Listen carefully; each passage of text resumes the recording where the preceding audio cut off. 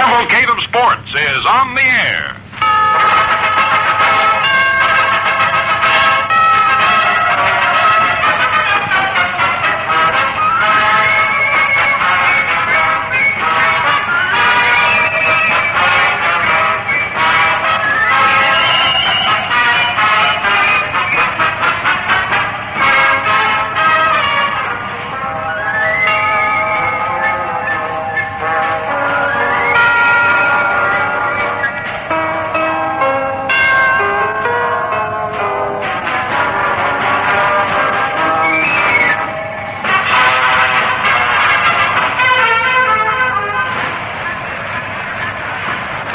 Everybody, once again from Yankee Stadium in New York, this is Bob Wolf greeting you for the Gillette Safety Razor Company.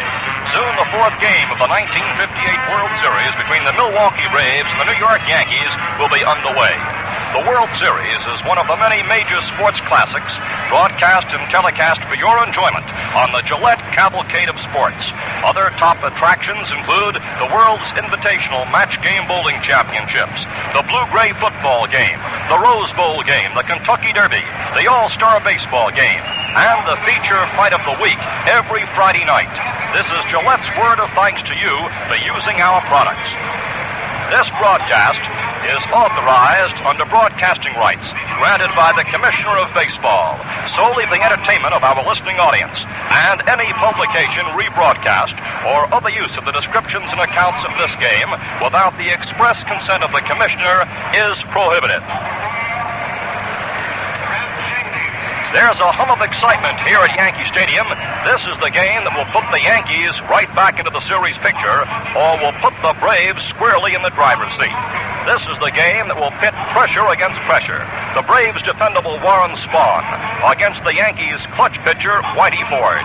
And should the Braves win, it will take but one victory tomorrow to make it a second straight World's Championship. Should the Yankees win today, however, that will mean a return after Monday's game to Milwaukee to determine this year's winner. After the first two games of the series, the first a 10-inning victory for Milwaukee, the second a 13-5 rout of the New Yorkers, it was a concerned and depressed Yankee squad that headed back to New York. There was talk that the general slump which had affected New York the last 2 months of the season was still there. And there was a new note of respect for the Milwaukee pitching and hitting, which had combined for 2 straight wins. And although the Yankees evidenced no signs of desperation, they went about their preparations for yesterday's game with this fact plainly before them: win or else.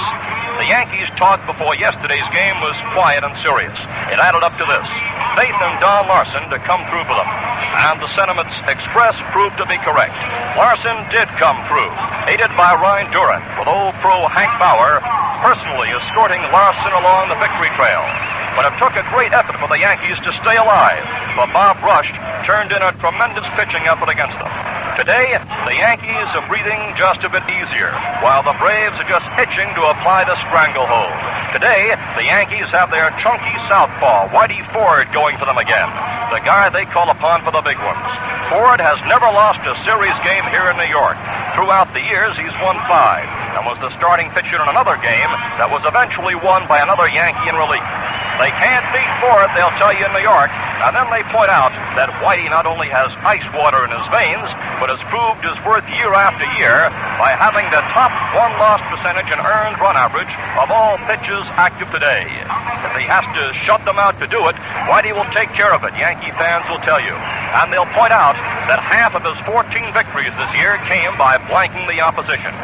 It's a great case for Ford that can be written, with just one exception, and his name is Warren Spahn. Point out Ford's many accomplishments to a Milwaukee fan, and he'll come back with his own ammunition. He may be great, the Milwaukee partisan may admit, but he still has not won 20. And our boy Spahn has done it 9 times. And as for shutouts, they'll point out Spahn's 43, more than any left-hander in baseball. And as the capper, they'll say, Warren took the first game, didn't he? And don't forget, he not only pitches, he hits too. So here are 2 immovable objects, 2 superb pitches, and great competitors meeting head-on in the crucial game that will tie the series for New York or open up a commanding lead for the Braves. Now, as we get set for this game here in New York, the weather is overcast. Earlier, the sun was peeping through, but there are just gray skies up above right now.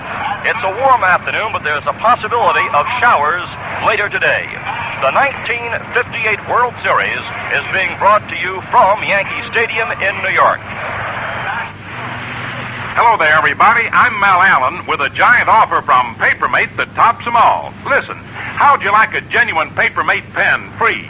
How'd you like a genuine Papermate refill free? Sound good? Well, that's exactly what you get. Free pen, free refill when you buy Papermate's famous two-tone pen at the regular $1.69 price. What a bargain. As it says right on the special Papermate display, you get a two-tone pen worth $1.69, plus an extra silver tip refill worth 49 cents, plus a retractable Schoolmate utility pen worth 39 cents. A $2.57 value, all three for only $1.69. How about that? A $2.57 value for only $1.69. Look for the special Papermate display at stores everywhere. Buy your two-tone pen at regular price, get an extra pen, an extra refill, free from Papermate. This sensational offer is limited, so hurry and get your free Papermate pen and free refill now. We've spoken about the pitchers. Now for a look at the lineups, as manager Casey Stengel and manager Fred Haney have come out with the umpires at home plate. Here's how they line up for the big game this afternoon. For Milwaukee, Red Shane-Daints is at second base. Johnny Logan is at shortstop. Ed Matthews batting third at third base. Hank Aaron is batting fourth, and he is playing center field today. Joe Adcock is at first base. Del Crandall is catching. Wes Covington is in left field. Andy Pafko is in right field. And Warren Spahn is pitching. Now, as you've noted, manager Fred Haney has put in added right-handed batting strength. Adcock, right-handed hitter, is back in at first base. Andy Pafko hits right, is in there in the outfield. And Aaron has moved over to center. Bruton, who bats left, is not starting. The Braves are starting the same 9 men who played the first game, except that Aaron and Pafko have exchanged the outfield positions. Aaron is in center, where he played the entire 57 series, and Andy Pafko is in right. So that's how the Braves will line up today. Now for the New York Yankees. They have a shuffled lineup. Norm Seaborn, who does bat left-handed, is leading off and playing left field. Gill Mcdougall is at second base. Hank Bauer in right field. Mickey Mantle is in center field. Elston Howard is catching. Bill Scower at first base. Bobby Richardson at third base. Tony Kubek at shortstop. And Whitey Ford is pitching. There are some notes on this revised New York Yankee lineup. Seaborn is in there because he hits particularly well against left-handed pitching. He's played during the season against it, although he's a left-handed batter. He hit his last 2 homers of the season on the final day against Baltimore's Jack Harshman, who is a left-hander. So Seaborn is in there leading off. Gill Mcdougall at second. Hank Bauer has been put on the third spot. Of course, he swung a big bat on the series. Mickey Mantle is batting cleanup. Elston Howard is catching. Now, Elston is still a bit troubled with an injured knee, which he hit up against the fence in Milwaukee. He has his left knee bandaged. However, he is in there. Manager Casey Stengel says that if it gives Howard difficulty in catching and crouching, he may have to put Berra in that spot. And there's also a possibility of Berra playing another spot before the afternoon is over. Bill Scower at first base. And he bears note as well because Bill was hit on the left wrist by that Covington smash yesterday. And Bill is playing with a bruised wrist, his left wrist. It's black and blue. Bobby Richardson, a fine defensive player, is at third base, very adept on picking up bunts. Kubek is at short, and Whitey Ford is pitching. Now the public address announcer here in New York, Bob Shepard, has asked the crowd to stand as the Marine Color Guard raises the flag. So let us listen. Under the direction of Chief Warrant Officer Patrick J. Austin, will accompany Miss Lucy Monroe in our national anthem. Ladies and gentlemen, Miss Lucy Monroe.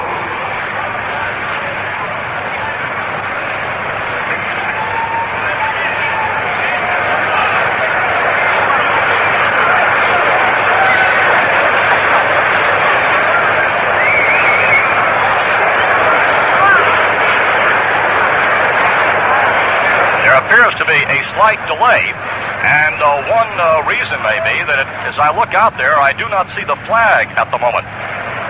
However, it may be beyond the band which is massed there in center field.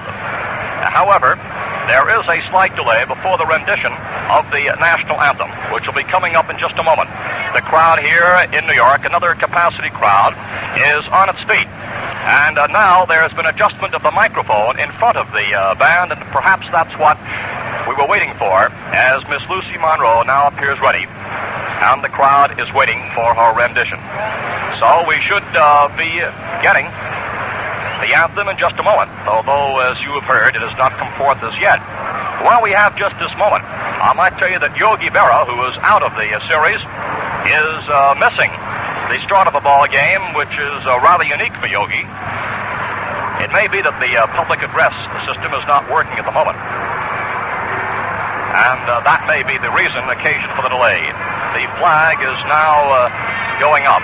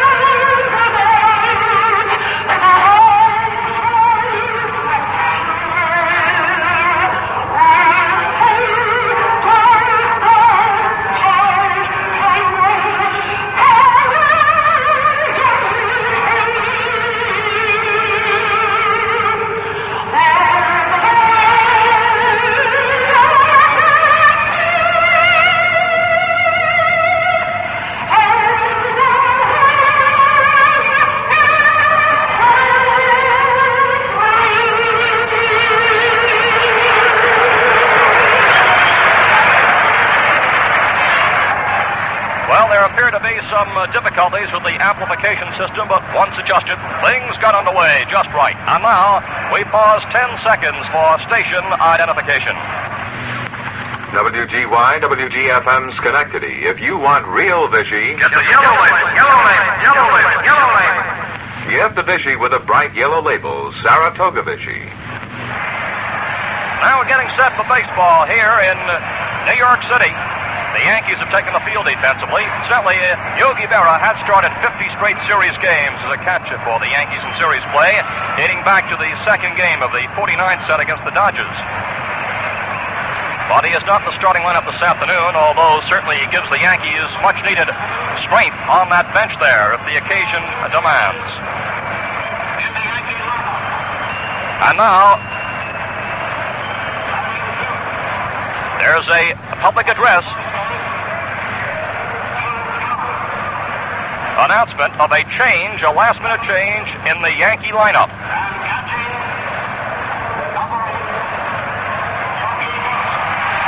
There is a change, just announced prior to play ball in the original lineup, which was posted by manager Casey Stengel in the Yankee dugout.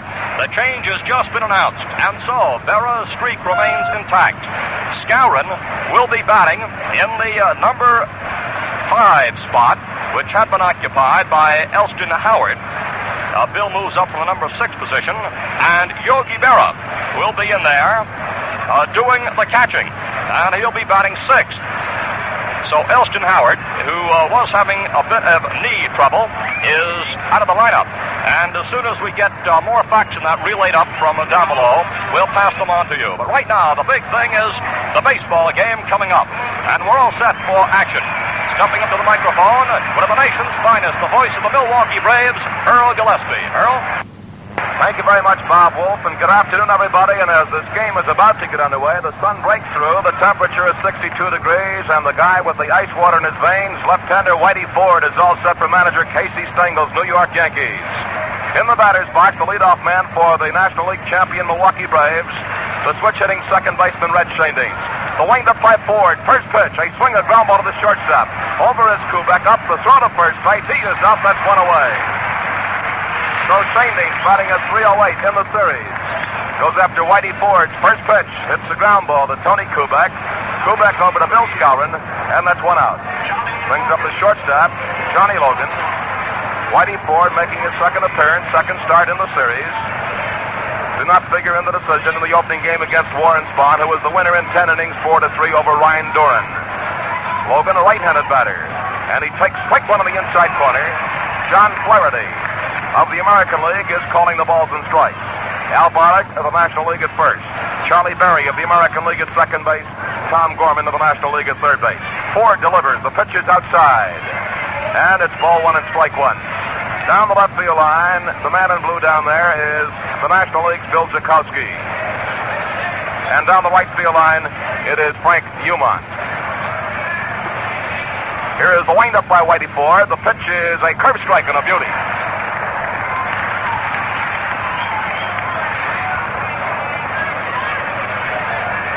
Ball one and a strike two count on Johnny Logan.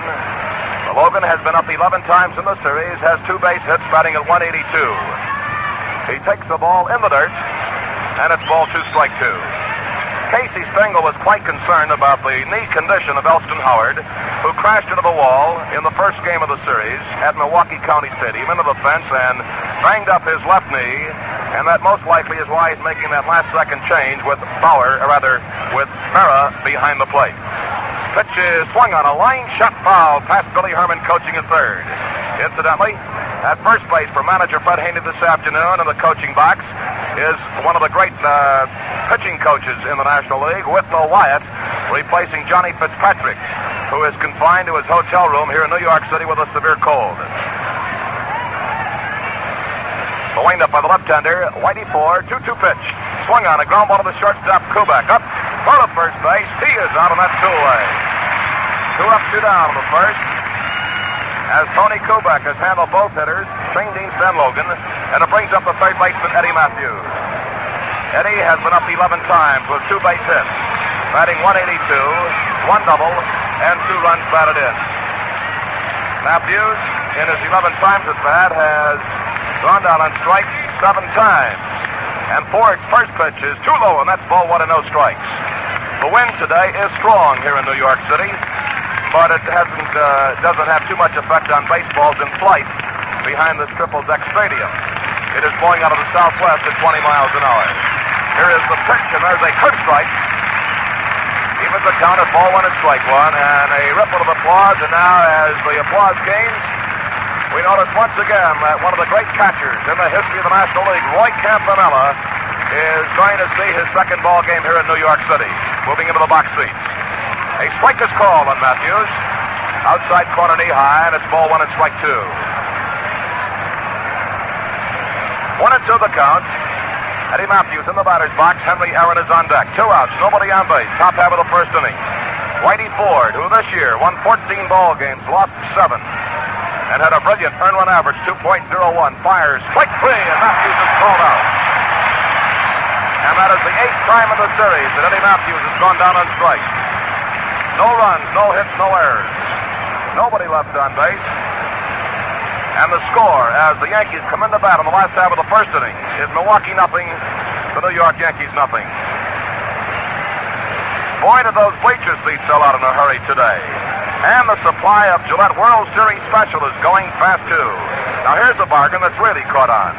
79 cents gets you a modern Gillette one-piece TV razor, a dispenser of Gillette Blue Blades, plus a handsome styrene travel case.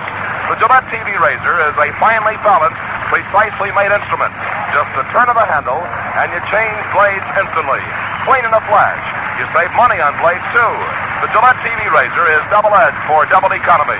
But most important, you're in for clean, comfortable shaves, good-looking shaves that last far longer. That's guaranteed by Gillette whether you're a beginning shaver or have been at it for years. So, get a Gillette TV razor set now. At the money-saving price of just 79 cents, they won't last long.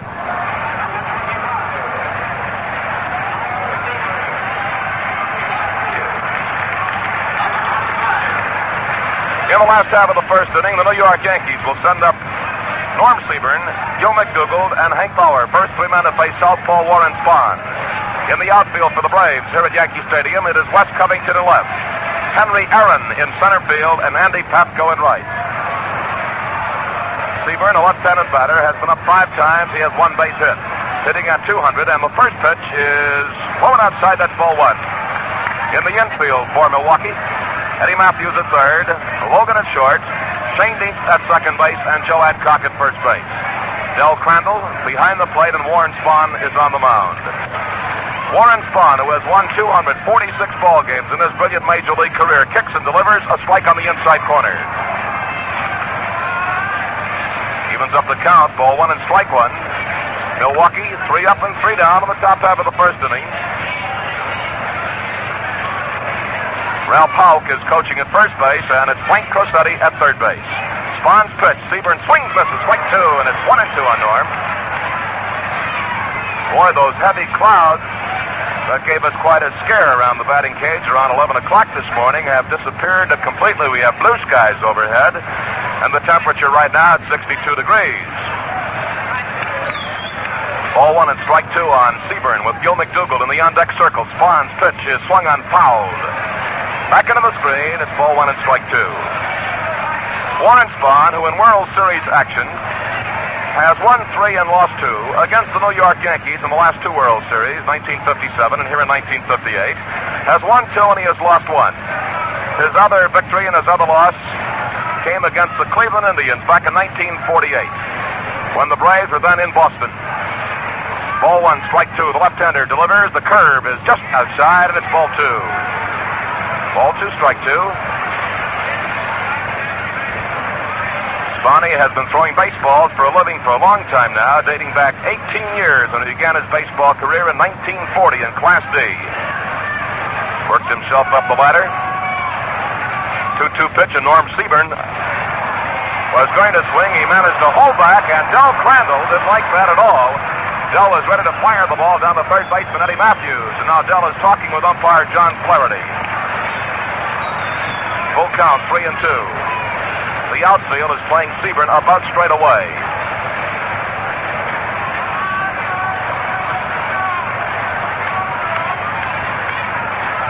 Ball 3 and a strike 2 count. Warren Spahn's pitch to Seaborn. Here's a swing of foul. Back into the screen. Still 3 and 2 on this left-handed hitter, left fielder Norm Seaborn, who is looking for a second base hit in this fall classic. 1 for 5, batting at 200. No extra base hits, no RBIs. Spahn has his sign, and the 3-2 pitch, and it's ball 4.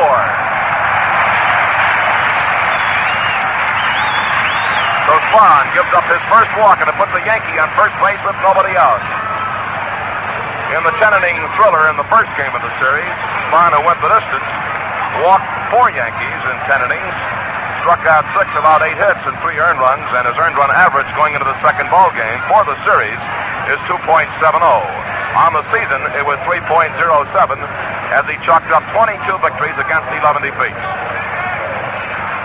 37-year-old southpaw facing a right-handed batter, Gill Mcdougall, and the pitch to Gill is outside, ball 1. McDougall's been up 10 times, and he has 3 hits, batting at 300. Ball 1, no strikes. Spahn stands 6 foot even out there on the mound. He weighs 175 pounds. Watches the runner on first base, kicks and delivers. The pitch is bunted, a pop fouled on the third base line, no chance. Matthews digging hard, coming across the foul line. Crandall moving down towards third base. Neither had a chance for that pop foul as the Yankees tried to move Seaborn in the second base and scoring position on a sacrifice, and it's ball 1 and strike 1. Ball 1, strike 1 count. The right fielder, Hank Fowler, on deck. And he has struck terror into the hearts of Milwaukee pitchers in this series. Ball 1 and strike 1 the count. on McDougall. The outfield shaded around to the right as Gill swings and rolls one foul down the right field line. And Spahn moves out in front of the Yankee second baseman. Ball one, strike two.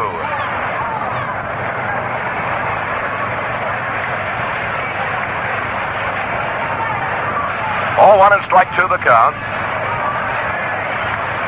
Runner on first base, the leadoff man, Norm Seaburn, who walked on a 3-2 pitch.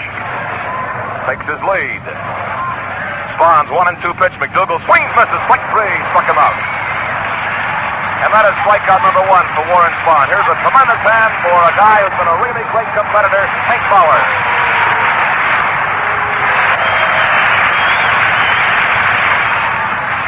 As Fowler moves into the batter's box, he is trying to extend his own personal record in World Series action. A record that stands alone. He has hit safely in 17 consecutive ball games. In this series, he has 7 for 13, batting at .538. 3 homers and 7 RBIs. Strong right-handed batter who takes outside. Ball one and no strike. He was leading off for Casey Stengel in the first 3 games, and in each occasion, each start, he belted a base hit. Now he's batting in the number 3 spot. Runner on first base and 1 man out, no score. Last half of the first inning, the pitch is swung on, a high infield fly. Joe Adcock towards the mound. The big guy makes the catch, and it's 2 away. So Hank Fowler pops off to Joe Adcock. And here is center fielder Mickey Mantle. Mickey Mantle was flanked by Warren Spahn in the opening game. But in the next game against Lou Burdett, he walloped a couple of home runs. Now, Mickey, who bat right-handed against the left-hander, has 2 hits and 8 times at bat, hitting .250. Takes strike one on the inside corner knee high. His 2 hits, home runs, and he has driven in 3 runs. Mickey Mantle. A runner on first base, 2 outs. Last half of the first, Spahn's pitch is in too close, and it's even. Ball one and strike one. It has just been learned up here in our radio booth that Elston Howard is okay for action today, that Casey Stengel has just decided on a last-minute change with Yogi Berra moving behind the plate. 1-1 pitch. Mantle swings at the ground ball to the shortstop's left. Logan over, grabs the ball, throws to second. Force play, retires the side. A force play at second base. Logan is changing for the force on Seaburn. And in the last half of the first inning, no runs, no hits, no errors. 1 man was left on base. And at the end of the first inning, the score is the Yankees nothing, the Braves nothing. Hello there, everybody. I'm Mel Allen with a giant offer from Papermate that tops them all. Listen, how'd you like a genuine Papermate pen free? How'd you like a genuine Papermate refill free? Sound good? Well, that's exactly what you get. Free pen, free refill when you buy Papermate's famous 2-tone pen at the regular $1.69 price. What a bargain. As it says right on the special Papermate display, you get a 2-tone pen worth $1.69, plus an extra silver tip refill worth 49 cents, plus a retractable Schoolmate utility pen worth 39 cents. A $2.57 value, all 3 for only $1.69. How about that? A $2.57 value for only $1.69. Look for the special Papermate display at stores everywhere. Buy your 2-tone pen at regular price, get an extra pen, an extra refill, free from Papermate. This sensational offer is limited, so hurry and get your free Papermate pen and free refill now. Leading off for Milwaukee in the top half of the second is their sparkling center fielder, Henry Aaron, who so far in the series has not found the home run range. Last year he hit 3 homers against the Yankees. He's had 3 hits in 11 times at bat, hitting at .273, 1 double, and no runs batted in. Aaron, Adcock, and Crandall to face Whitey Ford, and a fast strike is called on the outside corner knee high. It isn't very often that a fella gets a chance to pitch in his hometown, but Whitey Ford was born right here in New York City. A short, stocky left-hander who's got a good fastball and a brilliant curve. Here's a ground ball that is a foul ball down the first base line. Strike 2 on Aaron. Ford in his lifetime has chalked up 105 wins in 7 years for New York, has lost only 40 ball games, and never has he gone over 8 losses in his career. And And in World Series action, Whitey has won 5 and he has lost 3. And as Bob Wolf mentioned, all 5 victories have taken place here at Yankee Stadium in the Fall Classic. Henry Aaron, strike 2 count. Outfield shaded slightly towards left as the pitch is a curve that breaks low, and it's ball 1 and strike 2. On deck is first baseman Joe Adcock. The infield is playing deep, and the second baseman Gill Mcdougall is back on the edge of the outfield grass, lined up with right center field. We have Bobby Richardson starting at third base today for Casey Stengel. Ball 1 and strike 2. Here is the windup by Ford. The pitch is a curve low, and it's ball 2. Looking down at Bill Scower reminds me that his left wrist was quite a bit discolored today. He took that hard smash off the bat of Wes Covington on the wrist, and it caromed over into foul territory in yesterday's ball game. Ball 2 and strike 2 on Henry Aaron, leading off in the second. Aaron steps out of the batter's box for a second. Back in, levels the bat across the plate, watching the left-hander Ford. Whitey's 2-2 pitch. A swing and a miss. He struck him out. Henry Aaron faced that fine curveball of Whitey Ford, and that's strikeout number 2 for the Yankee left-hander. And that is his 10th strikeout in the series in 8 1/3 innings. So Ford has been throwing that strikeout pitch with regularity against these Braves hitters. First baseman Joe Adcock in the batter's box. Joe is making his second start. He opened against Whitey Ford at first base, had 2 hits and 5 times at bat, hitting at .400. Both singles. And the pitch is swung on a ground ball right back towards the mound. Ford waiting, picks it up, throws to first, gets his man, and that's 2 away. Whitey that time charged down on the ball, realized there was a lot of spin on it, a lot of English, and he waited, made sure of that hop, and then threw over to first baseman Bill Scower. 2 men are out. Here is catcher Del Crandall. Crandall hitting at .273 with 3 for 11. Has driven across 2 Braves runs. The Yankees lead the Braves in the series in home runs 6-2. A swing and a foul behind the plate rolls out in front of Yogi Berra. Strike 1 count. So the vaunted Braves power has not exploded as yet against Yankee pitching. Even in that big ball game where the Braves won 13-5, it was in the regular home run hitters who were coming through was Billy Bruton and Lou Burdett, who fell to Milwaukee's only 2 home runs. Here's the pitch to Crandall. Del takes the ball. It's low and outside. It's ball 1 and strike 1. On deck is the left fielder, Wes Covington.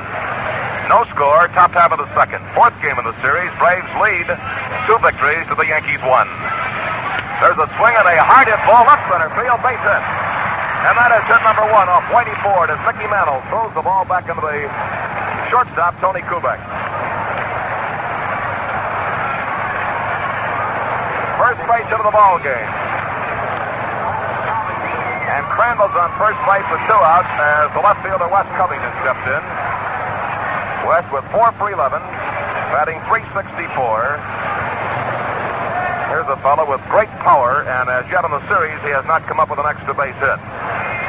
He has driven in 3 runs, though. Batting now with 2 outs, a runner on first base. Ford's first pitch is a curve, and West was going to swing, but managed to hold that bat back. As the pitch breaks low and outside, it's ball 1 and no strike. Ball 1, no strike count. Whitey Ford, 29 years old, will, by the way, be 30 on October the 21st. Couple of weeks. Crandall leads off first base. He's going. Here's a swing and a foul. Crandall was on the run, breaking from first base as West cut hard. Covington just managed to get a piece of that ball, and it's even at ball 1 and strike 1. Another wonderful crowd here at Yankee Stadium this afternoon. Yesterday's crowd for the first game of the series here in New York was 71,599. And now in the 3 games, a total of 164,333. Runner on first base, 2 outs. Ford's next pitch is a swing and miss, strike 2.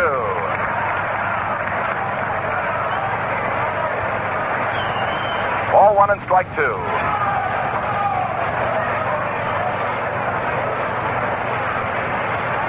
Wes Covington, with that solid build he has, was quite a football prospect during his high school days.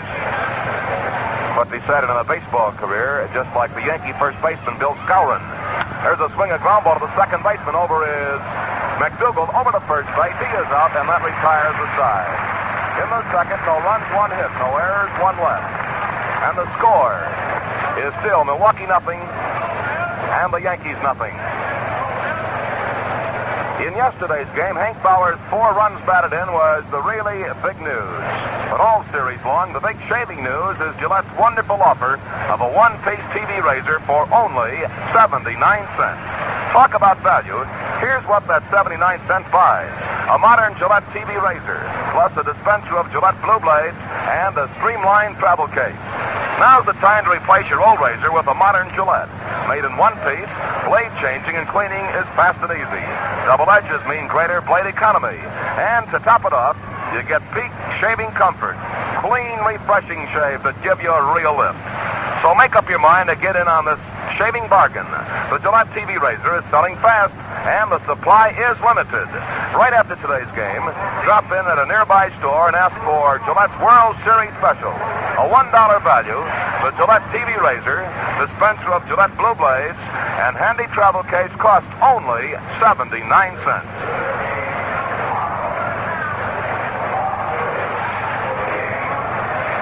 They have come up with the announcement now on tomorrow's pitchers. We had Lou Burdett from manager Fred Haney, but Casey Stengel had not named his starter, and he just named him. It'll be Burdett against Bob Turley. Same two fellows who worked against each other in the second ball game at Milwaukee. Bill Scower, right-handed batter, takes the first pitch from Warren Spahn, low outside, and it's ball 1 and no strike. Scower, with 2 hits and 12 times at bat, has 1 homer and 1 run batted in. He's batting 167. Outfield is playing him, shaded around towards left and deep. The pitch cut on, foul tip. Ball 1, strike 1. Scower had his home run off Warren Spahn in the first ball game, and off Spahn he had 2 hits and 4 times at bat. So he's been blanked by Burdett and Rush in the other 2 ball games. Pitch is a strike called inside corner, belt high, and Scower steps out of the batter's box. He was quite concerned about his wrist, which was hit by that hard smash off the bat of Covington, and was testing it carefully in the batting cage when the Yankees were taking their batting practice. Here's a swing on a roller foul down the first base side. It's ball 1 and strike 2. Ball 1 and strike 2.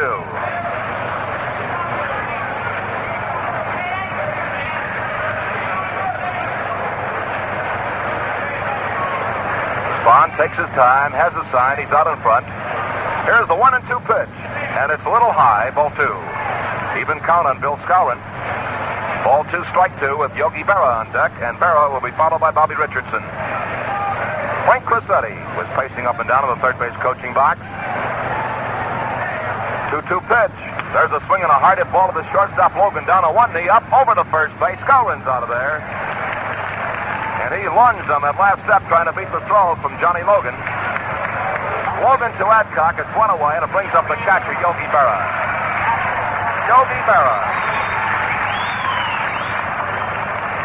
has 2 hits and 12 times at bat, hitting 167. 1 double, no RBIs. A left-handed batter facing southpaw Warren Spahn. The curveball breaks low below the knees. Ball 1 and no strikes. No score. Last half of the second. It wasn't until the 5th inning yesterday that a team managed to score, and the Yankees came across with 2 in the last half of the 5th. There is a strike. Ball 1, strike 1. Berra stands with feet close together.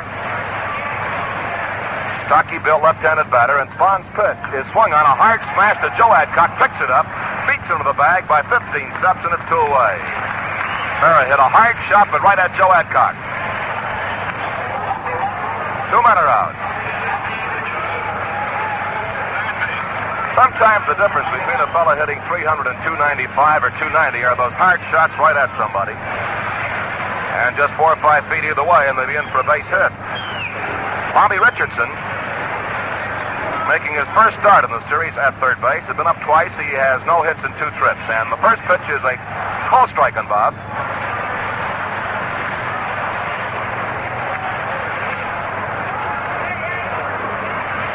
No ball, 1 strike count. Richardson, right-handed batter, swings, hits a high foul first base side that's going to be out of play. And Spahn moves out in front of the Yankee batter, strike 2. Richardson, who stands 5'9", weighs 164 pounds, is only 23 years old. He's a fellow from Sumter, South Carolina. Still lives down that way. 2 men are out. Nobody on base the last half of the second. And now Richardson steps out of the batter's box. Just for a second, umpire John Flaherty behind the plate holding up his hand, calling it time. Here's the pitch. It's in too close, and it's ball 1, strike 2. 1-2 the count. We are getting cloud formations overhead now. But they are not as dangerous looking as the clouds we had around Yankee Stadium this morning. The 1-2 pitch is cut on and fouled off to the right of the plate. 1-2 on Richardson with a shortstop, Tony Kubek, in the on-deck circle. 3 of the Yankees in the lineup are still looking for their first base hits of the series.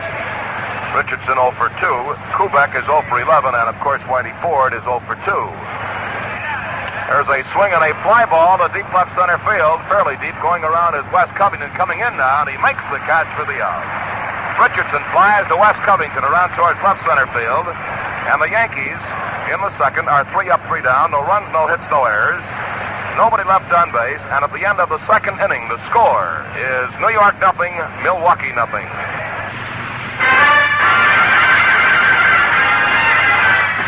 Hurry and get your Gillette TV razor.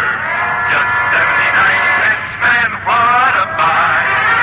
And we'll tell you it's in short supply. So hurry and get your Gillette TV razor. Go get one fast and be in luck. Just 79 cents instead of a buck.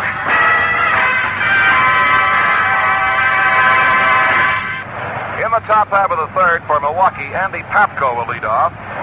He'll be followed by Warren Spahn and then Red Schoendienst.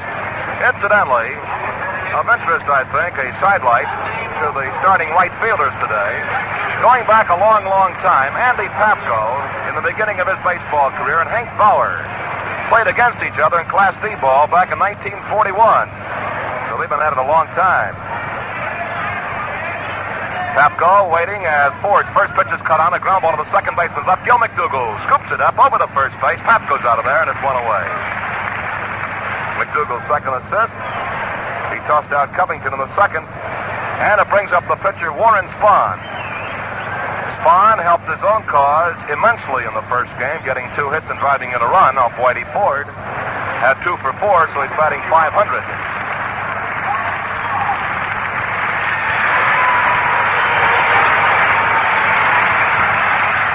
Right hand for Warren Spahn as he moves around behind home plate.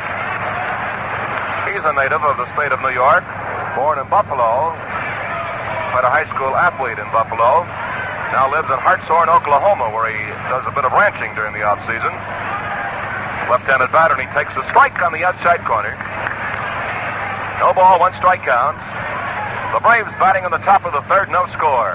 Milwaukee has 1 hit, a single by Del Crandall. The Yankees have no hits. Pitch is too low. Evens the count on Spahn at ball 1 and strike 1. Ball 1, strike 1. The Yankee outfield is just about straight away for this left-handed batting pitcher. Curve strike called, 1 and 2. Ball 1, strike 2.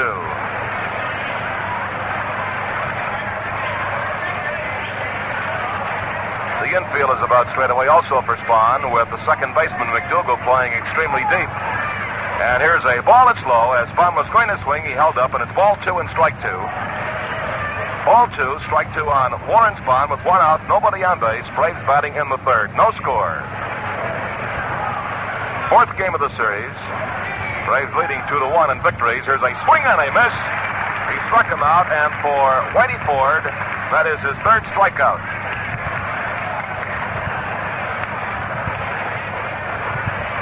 And Ford now has 11 strikeouts in the series. Two away, the batter, second baseman Reg Feinstein. Two on Warren Spahn with one out, nobody on base. Braves batting in the third. No score. Fourth game of the series. Braves leading 2-1 in victories. Here's a swing and a miss. He struck him out, and for Whitey Ford, that is his third strikeout.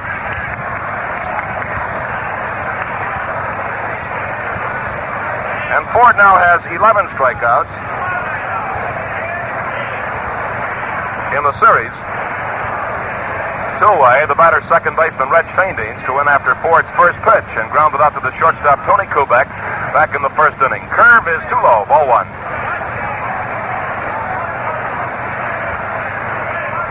Ball one, no strikes.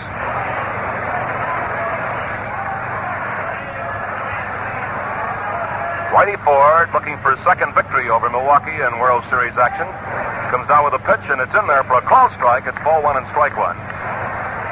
Against the Braves in the 1957 series, Whitey lost one, and he won one.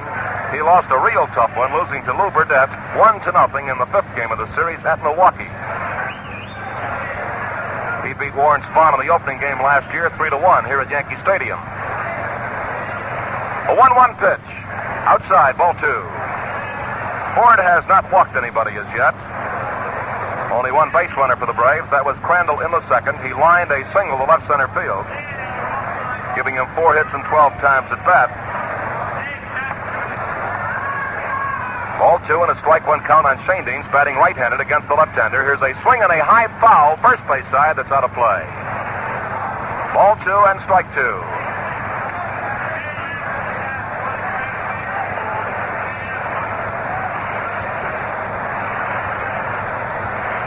Ball two and a strike two count.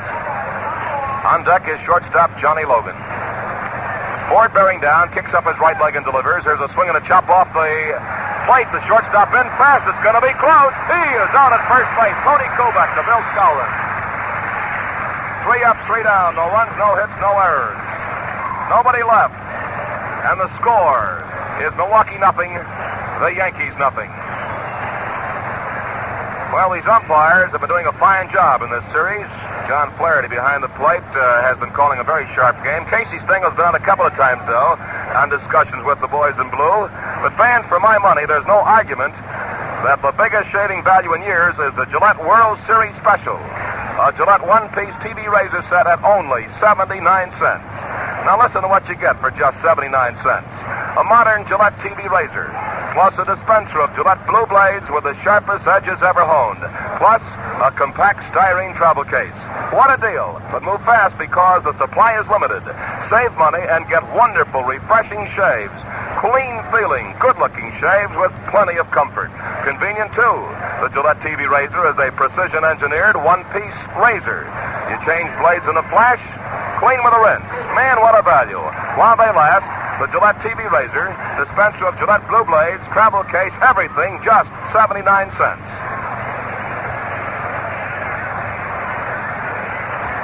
Tony Kubek leads off for the Yankees in the last half of the third. Kubek is in search of his first base hit of the series. He has gone hitless in 11 times at bat. Left-handed batter, and he takes Spahn's first pitch for a called strike. Kubek, who was born in Milwaukee, Wisconsin, in his second World Series with the Yankees. 0-1 pitch. Here's a swing and a fly ball left center field. Aaron going over, calling for the ball, backing up, makes the catch, and that is one away. So Tony now is 0 for 12. Brings up the pitcher, Whitey Ford. Had a chance to watch Whitey Ford taking batting practice when the Yankees were hitting today, and he swings that bat pretty good. He was hitless in the opener, so he's 0 for 2. 1 out, nobody on base. We're in the last half of the third, no score, and Spahn's first pitch is right down the alley for a called strike one. Yankees in search of their first base hit off Spahn, while Milwaukee has only one hit off Whitey Ford. Scoreless ball game.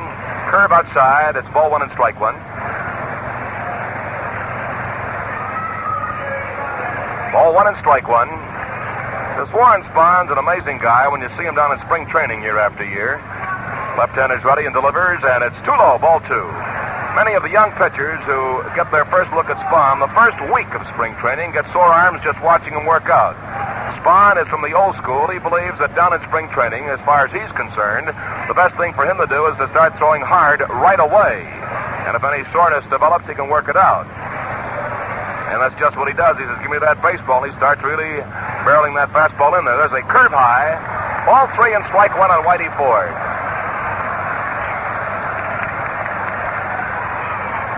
Ball three and a strike one count. A walk to Ford in the first game got Spahn in a lot of trouble. Here is the 3-1 pitch. Ball four. In the first game, he walked Ford in the fifth inning, and Fowler followed with a 2-run homer. So Whitey Ford becomes the second New York base runner. Seaburn walked in the first inning. Now here is Norm Seaburn standing outside the batter's box as the veteran southpaw, the ace of the Braves pitching staff, Warren Spahn, has just issued his second free ride, and it's Whitey Ford on first with one out. Norm Seaburn, a left-handed batter, gingerly steps into the batter's box. Now he starts digging in with the left foot, watching Spahn as he looks over the runner on first base. Here is the pitch, and there is strike one on the inside corner, held high. That wind is still whipping out towards right field here at Yankee Stadium. The estimated crowd today is 72,000. Pitch to Seaburn, a swing, a ground ball to the second baseman's left over. The peg to second base in time, and a gamble by Red Saindies. The redhead roaming far to his left, and he made two beauties yesterday.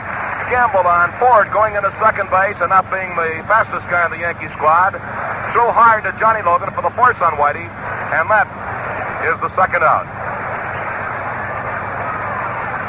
So Saindies kept that runner from going into second base and moving into scoring position on a heads-up play. Two men are out. Second baseman Gill Mcdougall struck out in the first inning. Right-handed batter. First pitch, Gill swings at the ground ball right back to Warren Spahn. Home to first base. He is out, retiring the side. In the third, no runs, no hits, no errors. One was left. And the score at the end of the third inning is the Yankees nothing, Milwaukee nothing. Hey, don't tell everybody. Tell you why? 'Cause Gillette only has a limited supply of Gillette TV razors. Take this price, just 79 cents. So take this advice. And hurry, hurry, hurry. Get one fast, your Gillette TV razor while they last. Let's pause 30 seconds for station identification. This is WGY, WGFM, Schenectady. When you shop for a mixer, remember, Saratoga Vichy is the real Vichy. The Saratoga Vichy Company does not make Vichy, they bottle it. Right from the pure waters of the Vichy Spring. Get the yellow label, yellow label, yellow label, yellow label. Get the yellow label. Saratoga Vichy, the real Vichy. Folks, prepare for the dangerous winter driving ahead. Buy safe Goodyear Suburbanite winter tires with a lifetime guarantee. From Albert E. Oliver Incorporated, Albany, New York. For the Braves, no runs, one hit, no errors. The Yankees, no runs, no hits, and no errors. Whitey Ford against Warren Spahn, a battle of southpaws, and as was anticipated, it's a beauty so far. Johnny Logan will lead off for Milwaukee in the top half of the fourth, and he'll be followed by Eddie Matthews and Henry Aaron. Roy Campanella, the seriously injured former Dodger star who's down here in the box seats, watching the ball game right behind home plate, is writing a series of articles for a chain of newspapers. And it was very interesting reading Roy's account of yesterday's game because that was his first appearance at a ball game since he was in that tragic accident last winter.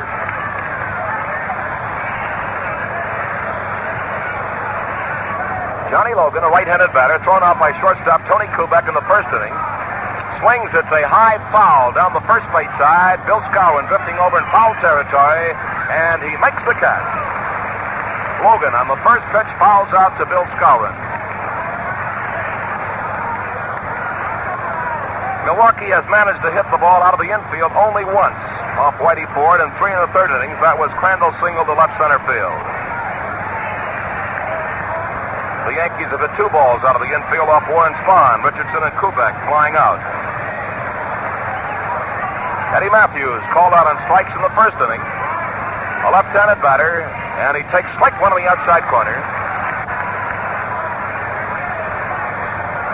Eddie, trying to break out of a slump here in the series, has gone down on strikes 8 times in 12 times at bat. Top half of the 4th inning, no score. In a fast-moving ball game, here's the pitch. There's a swing and a high infield fly. Going back in the short center field is Tony Kubek and Gill Mcdougall, and look out now. Mcdougall makes the catch right alongside Kubek for the second out.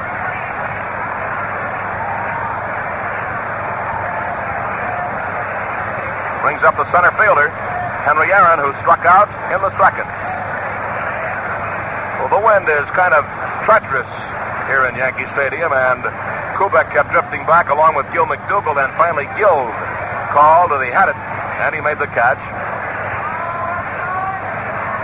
Ford's first pitch to Aaron is high, a fastball, ball 1, no strikes.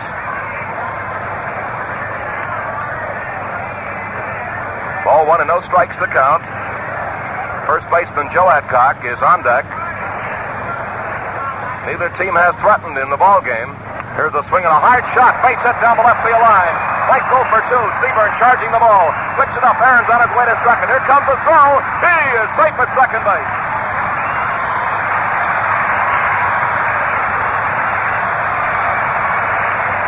Henry Aaron smashing a shot just inside the bag that caromed off the box seat fence in foul territory after it's about 30 feet down the line. Turned out towards Norm Seaburn, who charged hard. Came up and fired to Gill Mcdougall, but not in time as Aaron went in standing at second with a double. Brings up Joe Adcock and Casey Stengel is out talking to John Flaherty behind the plate. That was a hard smash, very close to the bag, and Casey might have been checking on it.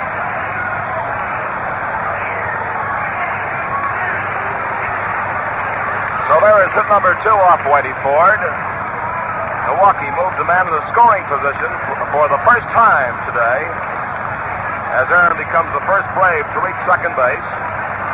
2 men are out. Joe Adcock, right-handed batter, throw in the second base. He is back in time in a very close play. That looked like a countdown-type play to Gill Mcdougall. A time play, and Ford wheeled and fired to Gill, and Aaron was forced to slide hard back into second base. Joe Adcock thrown out by Ford in the second. Here is the pitch. Low and outside, and it's ball 1 and no strikes. Ball 1, no strike count on Joe Adcock. Joe with a chance to give Milwaukee the lead in the top half of the 4th inning. Into the stretch goes Ford. The pitch, a swing and a foul. Rolls out on the fair territory. Down the third base side, it's even up on Adcock at ball 1 and strike 1. Ball 1, strike 1. Joe Adcock, who attended Louisiana State University, lives in Coushatta, Louisiana during the offseason. He's big, 225 pounds, 6'4", and tremendous power. Ball 1, strike 1 count. Aaron takes the lead off second base.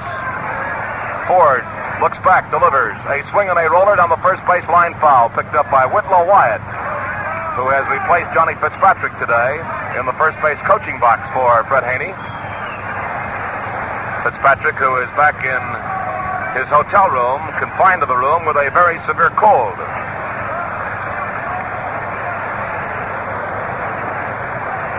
Ball 1 and strike 2. On deck is catcher Del Crandall, who has the other base hit off Whitey Ford, a single in the second.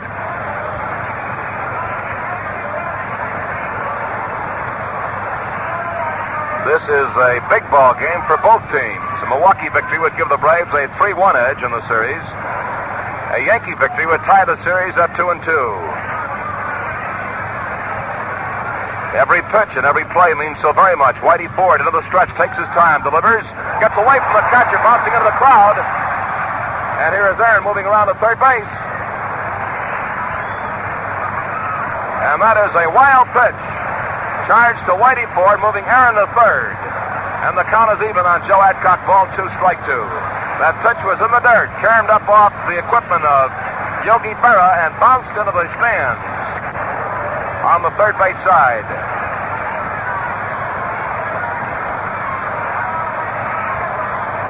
So now Milwaukee has a runner on third base. 2 men are out. Joe Adcock trying for a mighty important base hit. Adcock's bat beat Whitey Ford 1-0 last year as he singled across the only run of the ball game. Burdette winning 1-0. Joe singled to right field. Here's the windup on the 2-2 pitch. A swing and a miss. He struck him out. Strikeout number 4 and a mighty big one for Whitey Ford. No runs and 1 hit, no errors. 1 man was left on base. The score remains Milwaukee 0 and the Yankees 0. Yesterday, Don Larson and Ryan Doran combined to hand Milwaukee their first shutout in World Series play. Big news? You bet. And the big news from Gillette is their sensational World Series special is going fast. Small wonder. A Gillette one-piece TV razor for only 79 cents. So act now. Don't miss out on this terrific deal. Here's what your 79 cents buys. The modern Gillette TV razor, a dispenser of easy shaving Gillette blue blades, and a sturdy compact travel case. There's a real buy for you. You're guaranteed clean shaves. Comfortable shaves that are fast and easy. Convenient? Sure. Made in one piece, blade changing is a snap, and cleaning takes but a rinse. Double-edged, you get twice as many shaves per blade, save both time and money. How about that? The biggest shaving bargain in years. All yours as long as the supply lasts for just 79 cents. 79 cents for the razor, a dispenser of Gillette blue blades, and good-looking travel case.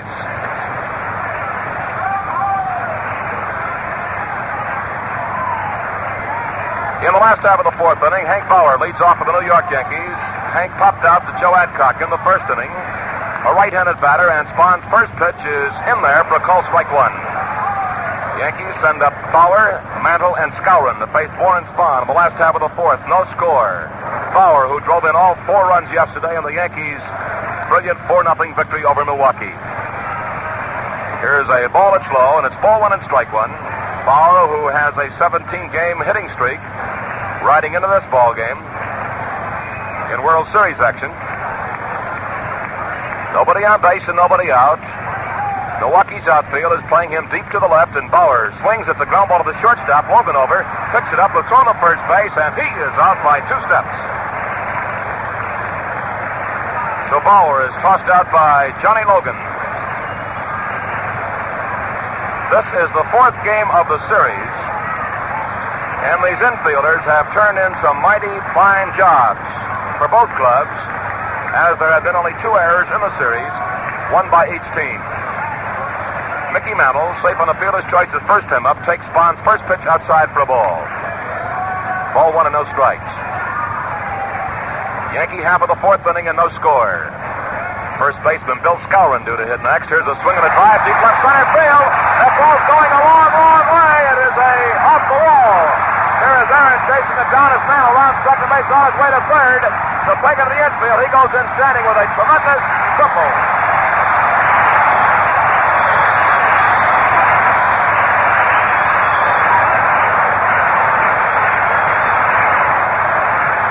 Mickey Mantle just hit a tremendous blast to deep left center field, just to the left of the 457 mark, between 402 and 457. Bounced off a scoreboard way out behind Wes Covington. Aaron, who was moving in, angling in from center field, was forced to make the play on the ball as it bounced off the scoreboard and relayed it quick as he could, But then Mickey Mantle, who can really pick him up and lay him down, was perched on third base by the time the throw came in. Hit number 1 off Warren Spahn, and the Yankees threatened seriously in the last half of the fourth. Runner on third base, 1 out. Bill Scower, the batter. Scower grounded out his first time at bat. The infield playing in. The pitch is high. Peg to third. He's back in time in a close play. Del Crandall whipping a strike down to Eddie Matthews.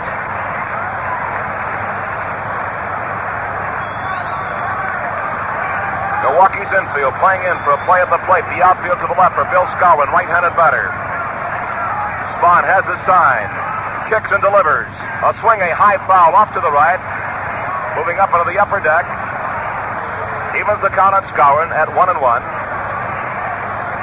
Warren Spahn, who will have to call upon every bit of his experience in this tough situation. Working with a Yankee on third, Mickey Mantle with a booming triple. One man is out. Long fly ball or a base hit will score a run for New York. No score. Last half of the fourth inning. Mantle takes his lead off third base. Warren Spahn hunts to the shoulders, gets his sign from Crandall. Starts into the motion. Pitch. There's a swing and a chop out towards Spahn. He looks the runner back at third base, throws the first. He's out. That's two away. Bill Scower popped that ball right back to Warren Spahn. Came down off the mound. Looked Mickey Mantle back in the third base and fired a strike to Joe Adcock. Now there are 2 outs. Mickey Mantle still on third base. And the catcher, Yogi Berra, stands in the batter's box, waving the leaded bat around along with his game bat. It's up to Yogi Berra. A real campaigner in these World Series games. Yogi went out to Joe Adcock in the second inning on a hard hit ball. Left-handed batter facing southpaw Warren Spahn. The outfield to the right. The infield now with 2 outs has moved back with the exception of Eddie Matthews, who's even with the bag at third base. The pitch swung on a high foul. It's up in the upper deck and it's strike 1. High foul back behind the plate.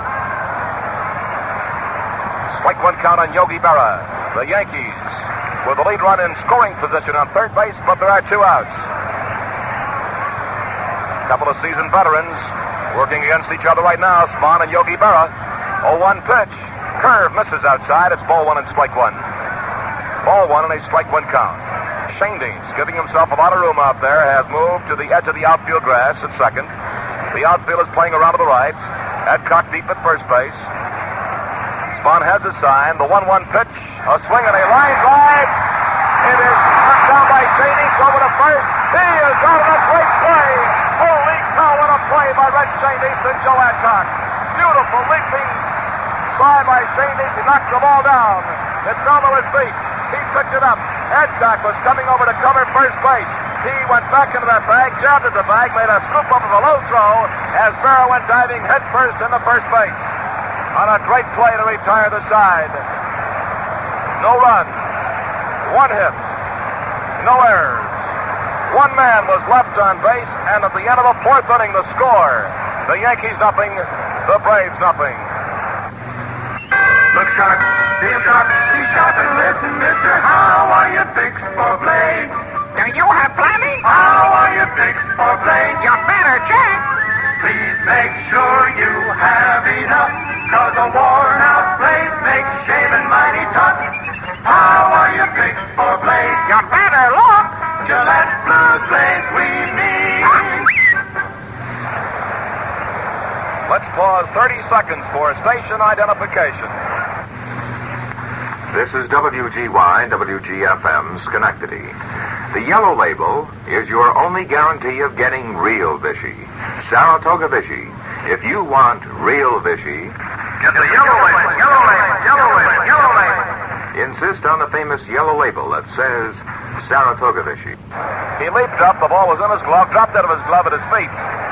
He reached down, and Adcock, who was moving to his right, broke back towards first base, and as he got back to the bag, he just jabbed at the bag with his foot as the throw by Shane Deeks was low. He scooped it out of the dirt on a very clutch play as Berra was sliding head first into first, but they got him by an eyelash.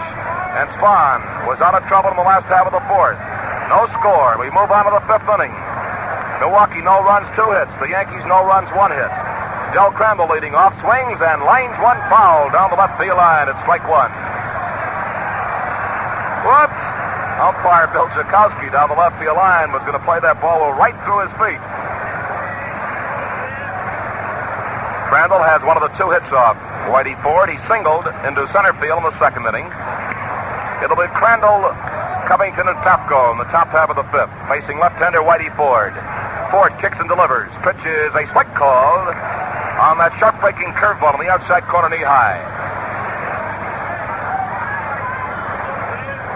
Whitey taking his time. Here's the windup and the pitch. There's a swing and a fly ball foul up into the 3rd deck here at Yankee Stadium on the right field side, and it's still strike 2 on Crandall. Del Crandall, who hails from Fullerton, California, and this year plans on making his home in Milwaukee during the off-season. Here's the 0-2 pitch. That's high, and it's ball 1 and strike 2. Whitey Ford, who now lives in Glen Cove, New York, waiting for a baseball from Yogi Berra. Yankees talk it up in the infield. Richardson at 3rd, Kubek at short, McDougall at 2nd base, and Scower at 1st. Ford standing motionless, starts into the motion. The 1-2 pitch, swing and a drive to left center field. Seaborn coming in on the run, and it's in for a base hit, bouncing away, but backed up by Mickey Mantle. Here's Mickey's throw. A strike in the 2nd base as Crandall holds it 1st. Seaborn came racing in that time, went down on his knees as it looked like he was having trouble locating that ball. But he tried to come in for a shoestringer. Mickey Mantle backed it up beautifully, and Crandall's on 1st base with his 2nd hit. Mickey just showed that he can fire that baseball. He threw a strike into Gill Mcdougall covering 2nd base.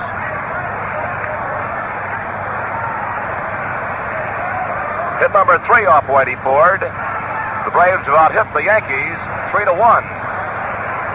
But Milwaukee out-hit New York yesterday 6-4, but still lost 4-0. Wes Covington grounded out to the 2nd baseman McDougall in the 2nd. Left-handed batter. The 3rd baseman Richardson starts edging in. The pitch swung on and fouled. Back into the 3rd deck, and we notice that the lights around home plate have been turned on here at Yankee Stadium. Strike 1 count on the left-handed batting Wes Covington. Wes in the series has 4 for 12, batting at .333. Del Crandall now has 5 hits in 13 times at bat. Outfield about straight away for Covington as Ford checks the runner. The pitch is, he tried to bunt the ball, missed it, and it's strike 2. West trying to sacrifice, missed the pitch. Strike 2 count.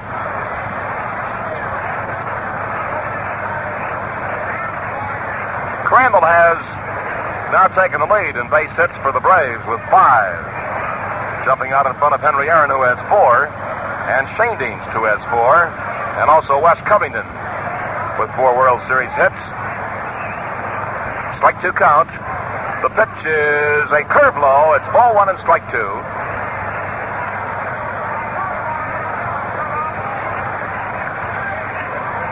One and two. As of yesterday, they turned on the lights here at Yankee Stadium about the same time as the shadows increase around home plate.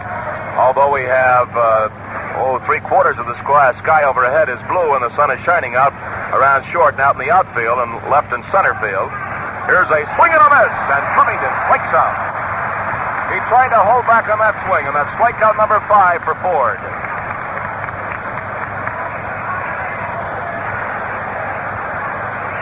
Brings up the right fielder, Randy Papko.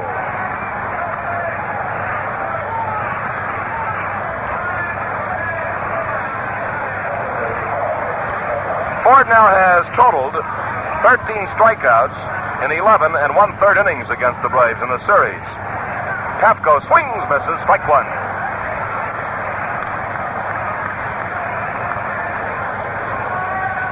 No ball, 1 strike count. Andy Papko, right-handed batter, with Del Crandall on first base and 1 out. 5th inning, no score. Pitcher's duel between Whitey Ford and Warren Spahn. The pitch is too low. It's even at ball 1 and strike 1. Ball 1 and strike 1. Bitterly fought game, this fourth game of the series. The left-hander Ford checks the runner. Here's the 1-1 pitch. Papko swings and misses, and it's ball one and strike two. Andy has played with 3 National League clubs in his career, and with each of the 3, he has appeared in World Series action with the Chicago Cubs in 1945. Then he moved over to the Brooklyn Dodgers and played in a series with the Dodgers, and then was sold to the Milwaukee Braves in 1953. The 1-2 pitch. Ball two. It's 2-0. 2-2. The word down from the official score is that it was a called third strike on Wes Covington, not a swinging third strike. Ball two and a strike two count. Runner on first base. There's a swing and a fly ball into deep right center field. Mickey Mantle's going back, turning on the ball. He makes the catch. Deep right center field, fires the ball into the cutoff man, Tony Kubek, out behind second base. And Crandall moves back in the first. That ball was hit a long way, caught by Mickey Mantle in deep right center. 2 men are out. And it brings up the pitcher, Warren Spahn.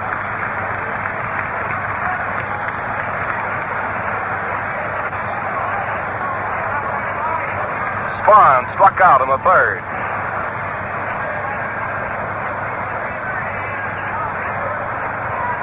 Whitey Ford was checking in the Yankee dugout. Has his sign and goes to work. Here is strike one, a left-handed, or rather a curveball breaking away from the left-handed batter on the outside corner knee high. Strike one count. Braves catcher Del Crandall on first base has 2 of the 3 hits off Whitey Ford. 0-1 pitch, a swing and a miss as Spahn chased the curveball at strike two. Strike two count.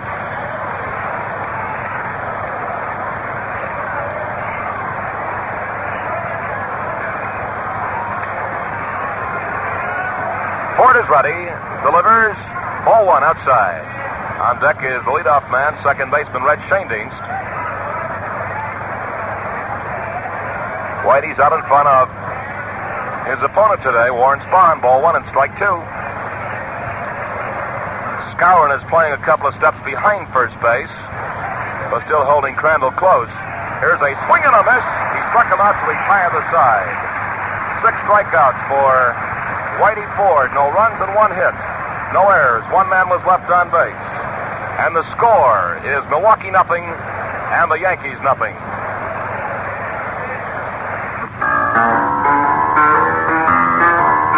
No other way to shave gives you that clean feeling.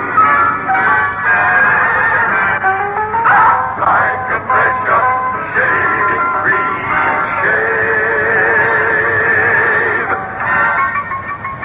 Refreshing and clean? Yes, sir. And for speed and convenience, over 12 million men prefer those instant lather shaving creams. Gillette Foamy is one of their favorites. It's as convenient as they come. A press of the nozzle, and there you have it. Rich, full-bodied lather that holds a barrel of moisture against your beard. What's more, Gillette Foamy contains an extra K34, the antiseptic that destroys harmful bacteria while you shave. You can get Foamy, either regular or menthol cool, at a store near you. A 3-month supply costs only 79 cents. Why don't you give it a try? I think you'll like it. Well, we go to the last half of the 5th inning, and as we get ready to switch microphones, we're going to give Bob Wolf the same kind of assignment he gave us yesterday, as there's no score in the ball game. So all set for the conclusion of what should be a very exciting ball game. The voice of the Washington Senators, Mr. Bob Wolf. Thank you, Earl Gillespie. Hi, everybody. That's right, at the halfway point yesterday, no score in the ball game.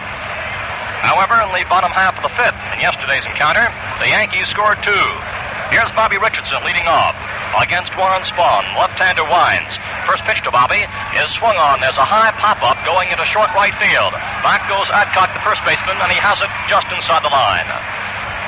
Richardson, out number 1. And that brings up Tony Kubek, who's been up once in this game and has flied out to center field. He's looking for his first hit in the series, to be followed by the pitcher, Whitey Ford. Well, they said prior to play this afternoon that when you get two men like Spahn against Ford, you've got the ultimate in pitching. And so far, that has proved true.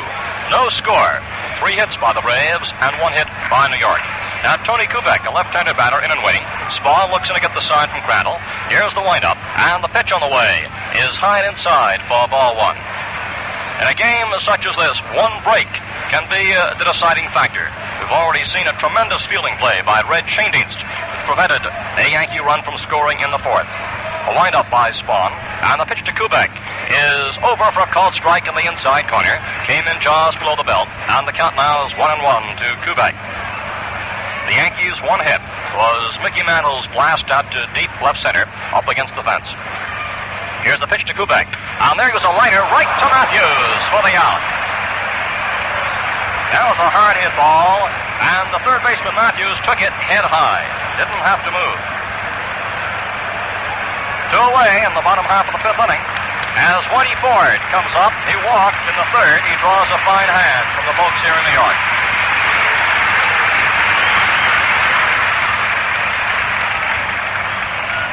Well, up to now, it's been a comparatively easy afternoon for the outfielders. The pitch to Ford is over for a called strike. The Yanks have only 1 hit of Spahn. They've hit only 3 balls to the outfield, including Mantle's triple. Spahn delivers, and Whitey watches as it breaks over for a called strike 2. Ford is choked up slightly on the bat. 2 strikes the count to Ford. Spahn into the windup. Here's the pitch.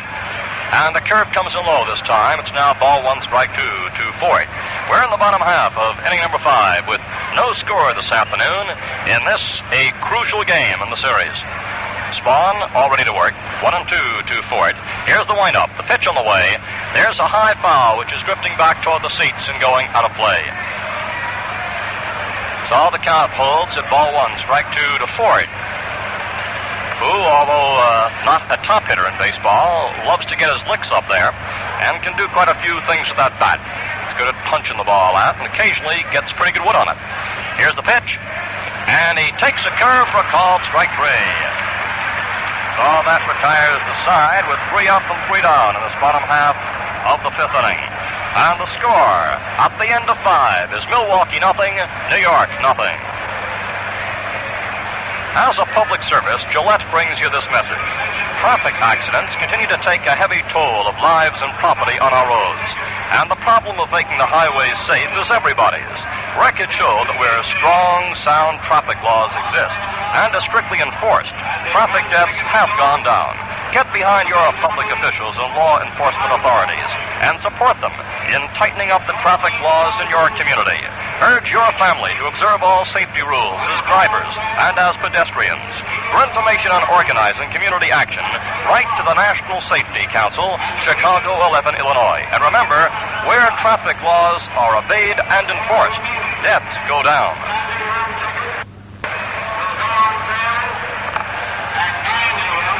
The 6th inning is getting underway, and the leadoff batter against Whitey Ford will be Red Schoendienst, who has sparkled defensively right throughout the series. Yesterday, he turned in 2 magnificent fielding plays, moving quickly to his left to plug up the hole. And this afternoon has pulled the key of fielding play. In this ball game, with a great leap, a knockdown of Ferra's smash and a throw to first to retire Yogi on an out that, had it not been made, would have brought a run over. The first pitch is swung on and missed for strike 1. Schoendienst this afternoon has grounded out twice. He's up there now for the 3rd time, leading off this 6th inning. Whitey Ford all set to work. Strike 1 to Schoendienst. Here's the pitch. A slow curve swung on as a fly ball to left center. Sebring is going for it. So is Mantle. Neither can get it. It's between them. Rolling out toward the center path. Mantle takes the ground. Schoendienst rounding second. He's on the way to 3rd. And he goes into 3rd.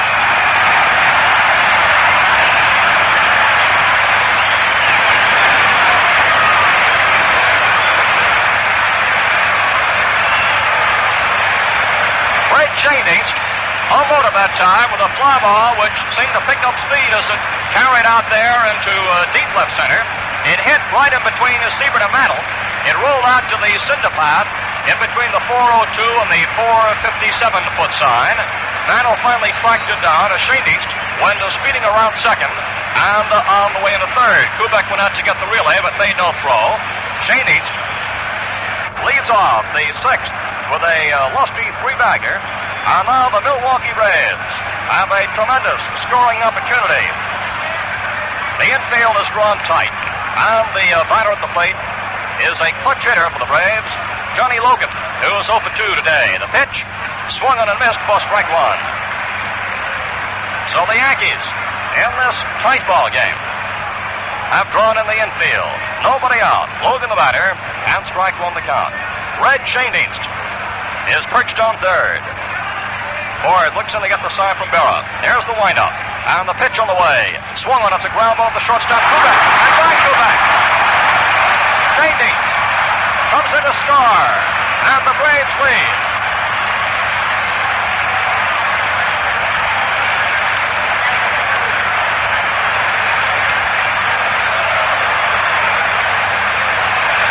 Tony Kubek is charged with a costly error as Logan sent a ground ball right to him. It went through Kubek into left center. Schoendienst scoring. And the Braves go up in front. That was a costly one, as had Kubek come up with the ball, which was to him, it would have kept the runner on third.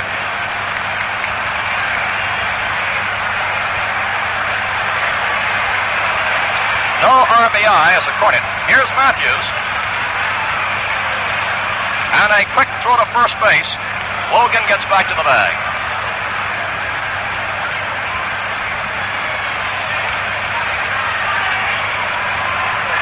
So Milwaukee is in front by a 1-0 score. There's nobody out. Logan at first. Matthews waits. He bunts and it's popped up. Whitey Ford makes the attempt to get the ball. And it looked like he was waiting to see whether or not it would drop or would not drop. He finally caught it just inches off the ground and threw to first base. But Logan got back to the bag. So Matthews with the pop-up to Ford. And it appeared as if Ford was trying to devise a bit of strategy there as to whether or not to let it drop and then make the play at second and back to first. He finally took it as he came in off the mound, just inches off the ground, and threw to first, and Logan hustle back to the bag. So Matthews out on the bunt pop-up. And the batter now is Hank Aaron, who whistled a two-bagger inside third in the fourth inning. Later moved to third on a wild pitch but was stranded there. Braves lead 1-0. The pitch is wide for ball one.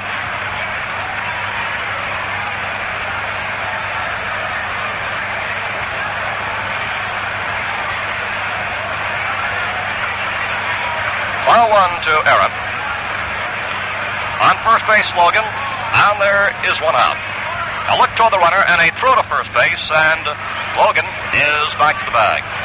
Schoendienst led off with a long three-bagger in this inning, which dropped between Siebert and Mantle.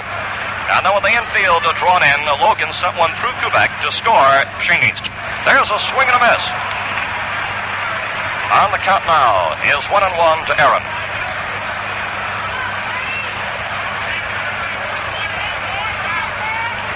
The Yankees have Richardson over there at third, and he's fairly close to the line with Aaron up. Last time that Hank was up, he sent one in between Bobby and third base. Bobby's moved a bit closer. 1-1 the count. Here's the pitch, and there's a pitch wide for ball two. Strike one to Aaron. Well, the big break in this ball game so far has come here in this top half of the sixth inning. And the Braves, who have been opportunists all season, have cashed in on it for the first run posted today. Aaron set with a 2-ball strike one count. Logan taking a very slim lead off first as Ford, a great pickoff artist. Here's the pitch, and there's a slow grounder going out to Kubek. He gets it over second for one, to first, too late. Kubek appeared to fumble that ball ever so slightly. It looked like it hit deep in his glove, up near the heel of it. He went down to one knee just to make sure in getting that ball over to Gill Mcdougall. However, with a fleet-footed man like Aaron going along that line to first, it does not seem too probable Not even a quicker execution would have made the double play, as that ball was a rather slow one, hit out to short. Joe Adcock is up there now. On first base, it's Aaron. Here's the pitch. Adcock breaks his bat as he sends a slow grounder to Kubek, who gets it over to McDougall at second to force Aaron and retire the side. So in this top half of the sixth inning, the total show a run, there was a hit, an error, and one left. And the score after the top half of the sixth inning is Milwaukee 1 and the Yankees nothing. Hi, Danny. Folks, here's Danny Murtaugh, manager of the Pittsburgh Pirates, who led his team from a tie for last in 57 to a second-place finish this past year in the National League. Man, what a comeback that was. Congratulations, Danny. Thank you, Bob. How about next year? Do you think you may go all the way or not? Well, Bob, I'll tell you one thing. If we can play ball the first half of the season, we played the last half of this season, somebody better watch out. Danny, we're seeing a low-scoring game. Do you think that pattern will change or not? No, I don't believe so. I think, Bob, that you're seeing out there the reason why both of these clubs won their respective pennants. In other words, the tight pitching by the Braves in our league enabled them to win the pennant, and also with the Yanks. Here's a question, Jenny, that's easy to answer. Mind telling the fans how you shave? Not at all, Bob. I use a Gillette razor. In fact, I have for years. You know, now, as a World Series special, a one-piece Gillette TV razor costs only 79 cents. That's right. Only 79 cents for a modern Gillette razor, a dispenser of Gillette Blue Blades, and a case that's mighty useful. Thank you, Danny Murtaugh. And now we're all set to move into action in the bottom half of the sixth inning, and Norm Seaburn, who is the first man up, takes ball one. Seaburn is 0 for 1. He's also walked. Here's the pitch. And it's a called strike. Count now is 1-1. The Braves lead by a 1-0 score with an unearned run in the top of the sixth. Here's the 1-1 pitch, and it's a curve which gets the corner nicely for a called strike. It's ball one, strike two to Seaburn.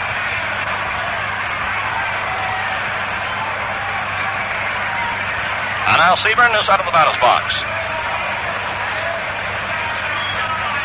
He's back in, and we're all set to go. Spahn looks in to get the sign.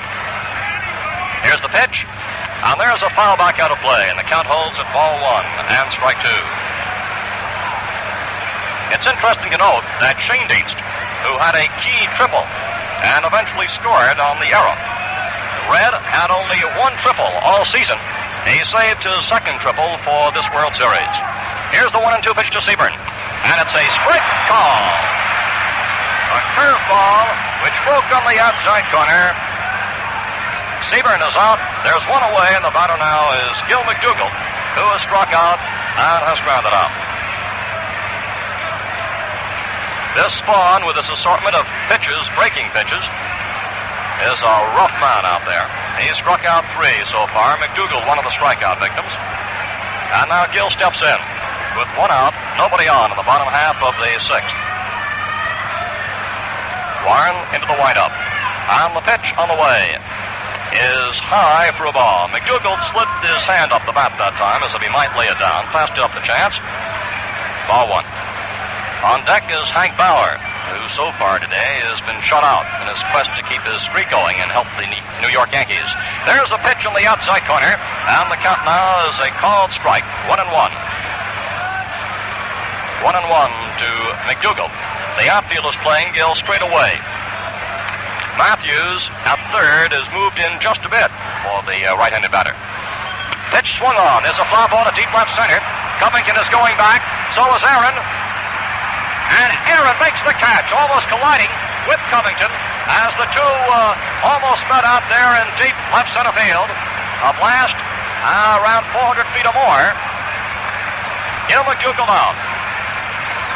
Aaron held up his hand that time and apparently yelled to ward off Covington as the two were converging. So there are now two away. And here's Hank Bauer, yesterday's big gun for the New York Yankees, who's popped up and grounded out. Spahn delivers, and it's a curve for a called strike. Spahn throws the curve, the slider, the screwball. Gets that fast one in there and is a most effective pitcher. Strike one to Bauer. Here's the pitch, and it misses the outside corner. The count now is 1-1.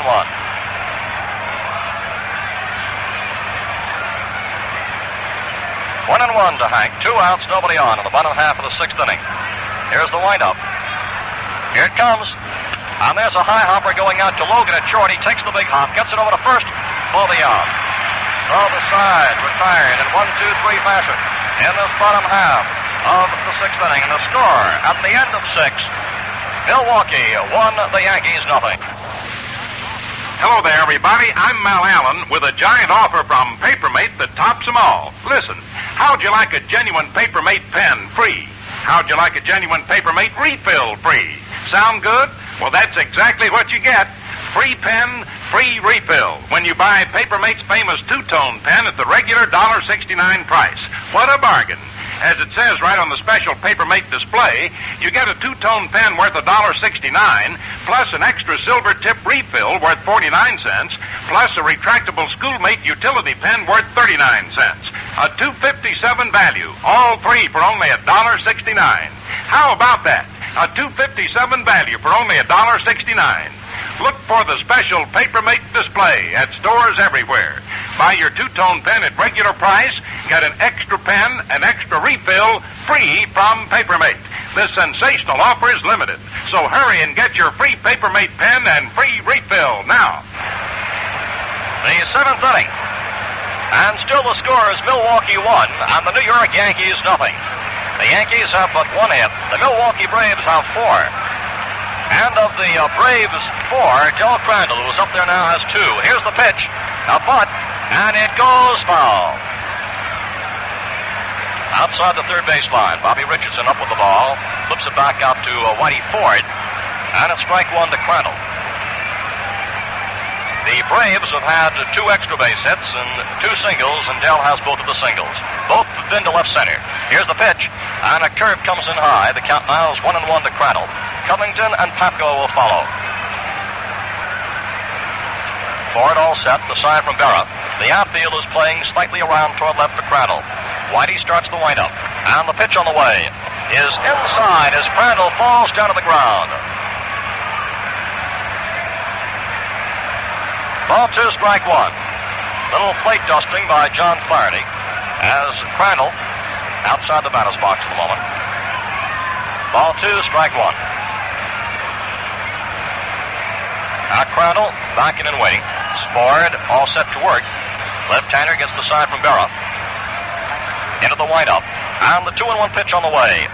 Another breaking pitch, which is over for a called strike 2. On the count now is 2-2 to Crandall. The shadows have lengthened over the infield. Still in the sun, Richardson and Kubek on the left side. Here's the pitch, and there's a foul, which is outside of third. Count holds 2-2 to Crandall. The winds here are very tricky in Yankee Stadium. The flags up atop the roof are all blowing toward right, as it appears the wind is sweeping from left to right.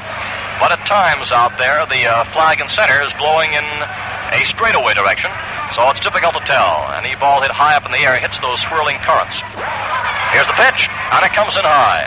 On the count now is 3-2 to Crandall. Gill Mcdougall plays about as far off to his right as any second baseman in the league.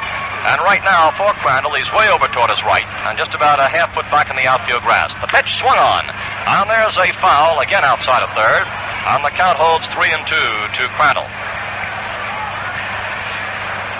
Whitey Ford wants another baseball. He'll get it from the plate umpire, John Flaherty. Crandall wears that number 1 in his uniform.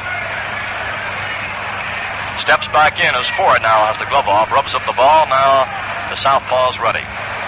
The 3-2 pitch coming up, and it's on the way. Inside for a walk. Inside and high. So Crandall leads off in the 7th inning by drawing a walk, and that brings up Wes Covington, who's grounded out and struck out.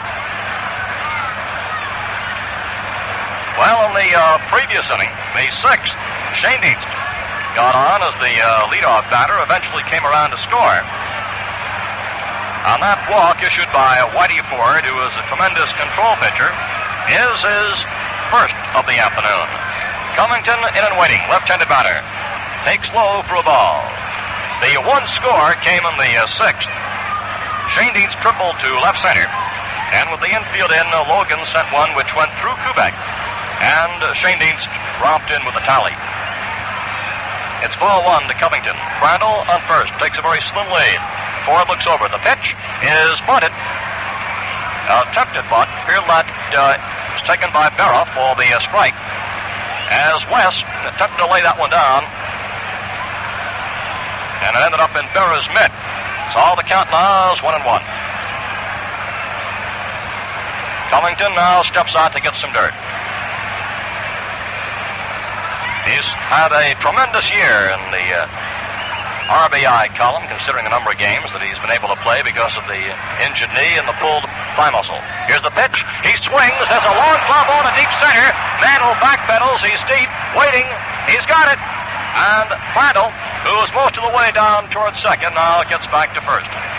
Covington golfed one, a long fly out to deep center. Mantle, who was playing deep, took a look, moved back, and was there waiting as it came down.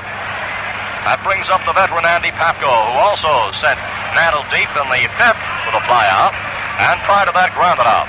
There's 1 out and 1 on in this seventh inning, with the Braves leading by a 1-0 score as Andy Papko steps in. Batting number 8 spot for Milwaukee. Swings, sends a fly ball to right center. Mantle moves for it, still racing. He can't get it. It's backed up by Fowler. On the way to third base is Crandall. Into second goes Papko with a double.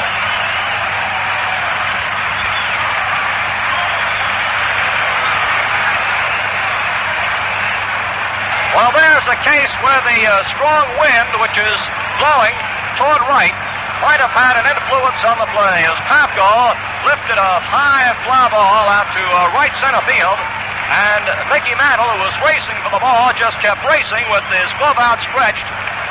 He couldn't get to it, and Fowler, who was backing up on the play, moving to his right, came up with the ball, but Papko went into second with a two-bagger, and on the play, Crandall, who had held up slightly to see what would happen, whether or not the catch would be made, moved on to third. And that brings up the pitcher, Warren Spahn, who has struck out twice, as Milwaukee has a big scoring opportunity here in the seventh inning. They lead by a score of 1-0. The Braves now have 5 hits, and 3 of the 5 have been for extra bases.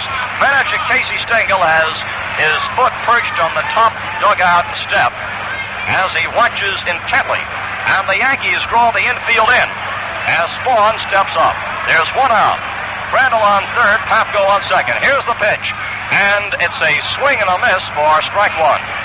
Spahn that time appeared to be a little bit up on the bat as he made a swing without his full power. He just seemed to take a half poke at it, and it's strike one to Warren Spahn. Yankee infield drawn tight with runners on third and second and 1 away. Ford looks toward third, and now he steps back off the mound and goes to the rosin bag. All set to go. Here's the pitch, and it comes in high. Count is 1-1. Cooks is warming up for New York. 1-1. The count to Spahn. Ford all set to go. The Braves with runners on third and second. Here's the pitch. And there goes a fly ball to short left. Seaburn comes in. He can't get it in short left field. Crandall scores. Papko pulls at second.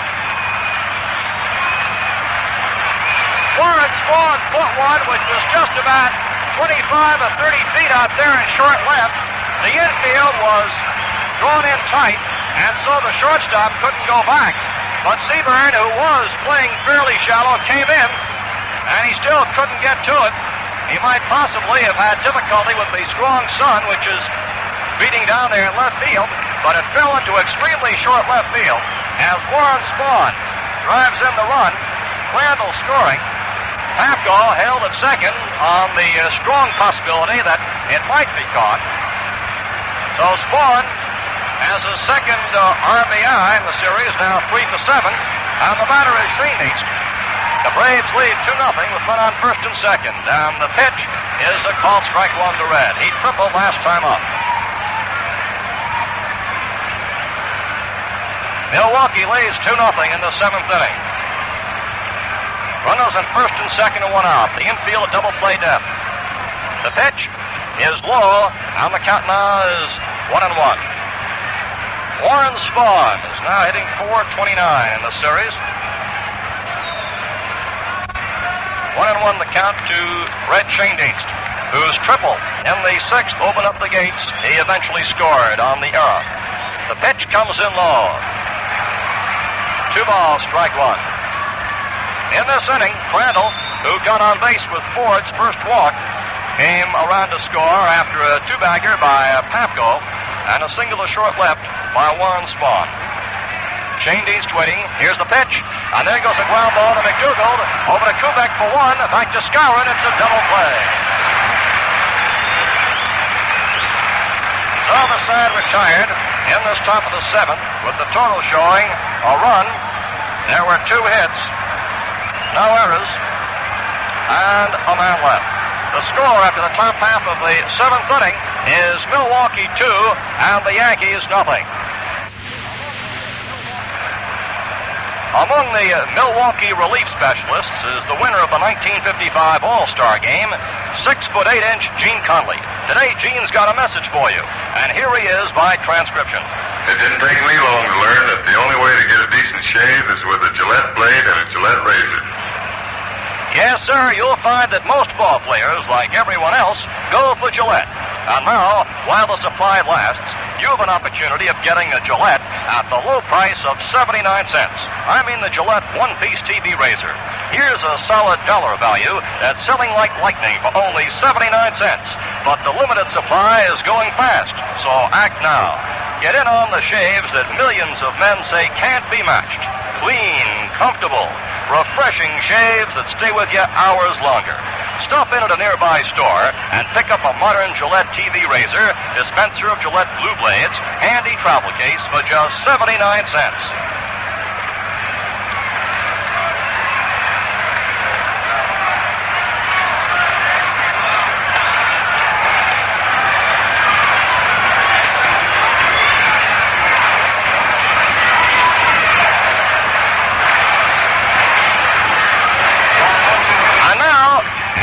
Bottom half of the seventh inning, Mickey Mantle leads off. Here's the attendance being announced. 71,563. 71,563. Mantle had a triple against the fence in left center in the fourth inning. And that has been the only Yankee hit off Warren Spahn. Here's the pitch to Mickey. He swings and fouls one off to the right up on the upper deck for strike one. Total for 4 games who have witnessed the series, 235,896.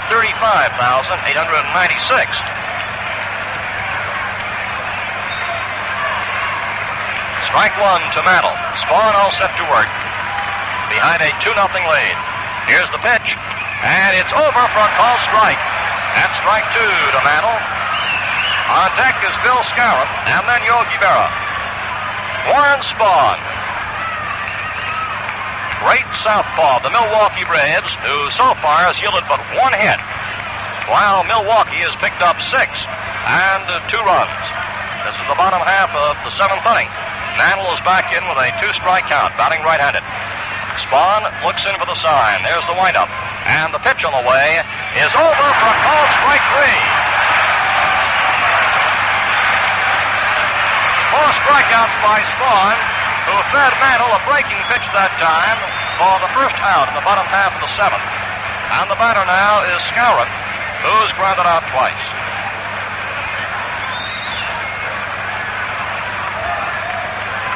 So far this afternoon, Spahn has, for the most part, kept those Yankees hitting the ball in the dirt. There's ball 1. Outfield putouts have been few and far between. Ball one to Scower. 3 putouts altogether in the outfield. Here's the next pitch. Scower sends a grounder. It's by Spahn going into center field. And Scower is on first base. That was a hard shot back through the middle. Here is Gill Mcdougall.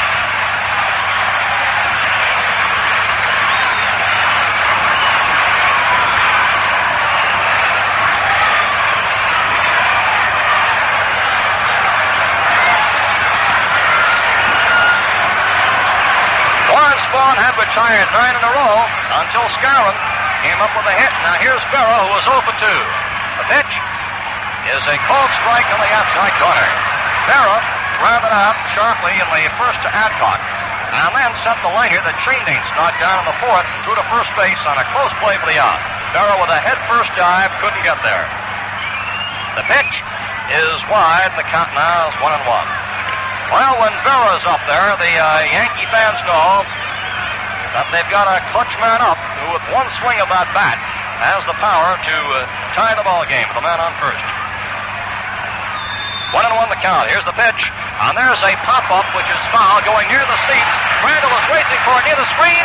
He's got it. And now, a quick throw back toward the infield so that Scower cannot advance. Now Crandall, when racing off to his left, took that just about a foot or so from the low railing, just to the left of the screen. It's a fine defensive play by Crandall. Bobby Richardson has not come up out of the dugout. And we'll wait and see what manager Casey Stengel's maneuver will be right now. McMahon is now throwing in the bullpen for Milwaukee. Here's Elston Howard coming up as a pinch hitter. Elston Howard, who was slated to start but taken out just before game time, will come up as a pinch hitter.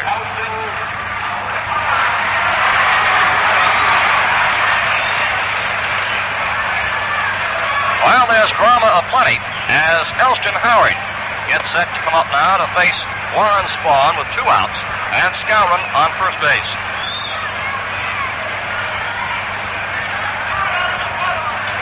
Elston Howard, last year, you may recall, hit a 3-run homer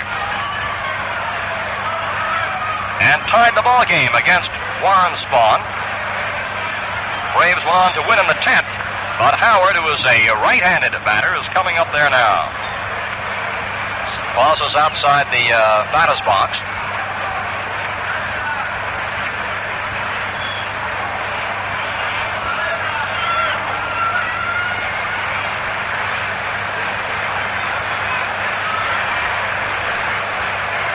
We're waiting now before Howard steps in. Apparently out there in center field, a kite string is stretched across the outfield, and it may be interfering with the visibility somewhat. And that is the reason for the delay. So Howard has paused, and meanwhile, Warren Spahn is taking his warm-up pitches while this string or wire out there is being adjusted. It apparently is coming from outside up above the roof of the ballpark and is coming right across the outfield into the bleachers in right center. And now a Yankee Stadium attendant is going out to take care of it. So all is halted till this is taken care of.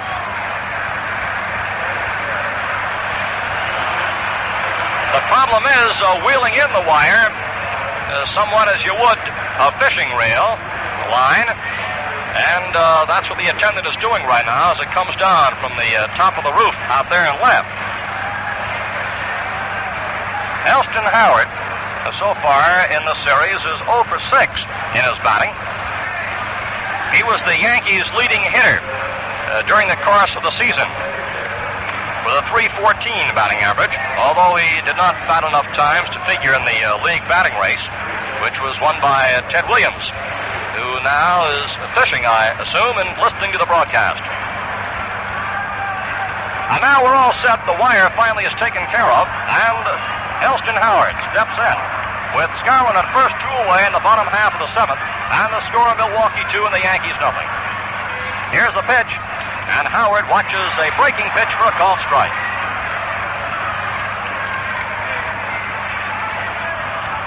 Elston Howard up there, counting for Richardson with a strike 1 count. Stretching the pause by Spahn. Here it comes, and there's a foul back just above us. Our broadcast booth is out in the open here in New York, so you've got to stay alert, hoping for one of those souvenirs. Strike 2 to Howard. Scouring on first, 2 outs. 2-0 Milwaukee. A look toward the runner. Here's the pitch. And it's a strike 3 call. Spahn came in with 1 on the outside corner for the strikeout to retire the side. No runs, 1 hit, no errors, and 1 left. And the score at the end of 7. Milwaukee 2 and New York nothing. Look sharp. Feel sharp. Be sharp. The only way to get a decent shave is Gillette. Shave Gillette. Let's pause 30 seconds for station identification. For over 3 generations around the world, Saratoga Vichy has been the Vichy, the real Vichy. Get the yellow light, yellow light, yellow light, yellow light. Saratoga Vichy for living carbonation that never goes flat. For extra dry flavor, get real Vichy, Saratoga Vichy. WGY, WGFM, Schenectady. Individually adjustable front seats are only one of the new features on the glamorous 59 Rambler. More safety, famous Rambler economy. Drive it at Cummings Motors, 1040 State Street, Schenectady. The 8th inning. Getting underway, Andy Carey takes over at third base for New York. And Johnny Logan will lead off against Whitey Ford. Baseball Commissioner Ford Frick, recovering from an appendectomy, is still hopeful of coming out to be among the thousands to witness the game. He's recuperating rapidly, which is certainly good news. Here's Johnny Logan now, leading off in this 8th inning. And it was Johnny's ball which went through Kubek, which brought in Shane Dienst in the 6th. He takes ball 1. That was the big break. And when 2 pitches, such as Ford and Spahn, get together, a break can be the deciding factor. Ball 1 to Logan. Here's Ford's pitch, and it's low for ball 2. The other break came for the second run after Crandall had drawn Ford's first walk. He moved to third on Papko's hit into right center, and on Spahn's loft into short left. Crandall scored. Here's the pitch, and there's a bunt, and it goes foul. Ball 2, strike 1 to Logan. But this is a pressure game, certainly, this afternoon. The Yankees need this one with their ace out there in Whitey Ford to even up this series. And for Milwaukee, if they take it, they'll have a big lead of 3-1. Tomorrow, it's Turley against Burdett. Logan waits. Here's the 2-1 pitch. And it's inside for ball 3, 3-1. Following Logan, Eddie Matthews and Hank Aaron. The Braves, so far this afternoon, have come up with 6 hits. Out of those 6, 3 have been for extra bases. So far, the Yankees have 2 hits. Here's the pitch. And there goes a long fly to left. Seaborn is back. He can't find it. The sun. It bounces in front of him on the cinder path and then into the seats for a ground rule double. Norm Seaborn went back on the cinder path. He looked up in the sun looking for the ball. He shied away from it. The ball hit on the cinder path in front of the barrier out there in left and batted up over the barrier for a ground rule double. Seaborn did not get his bit on it at all. Casey Stengel came up on the dugout steps for a moment, peering out there as that sun has caused havoc throughout the afternoon in that left field. And Logan is on second.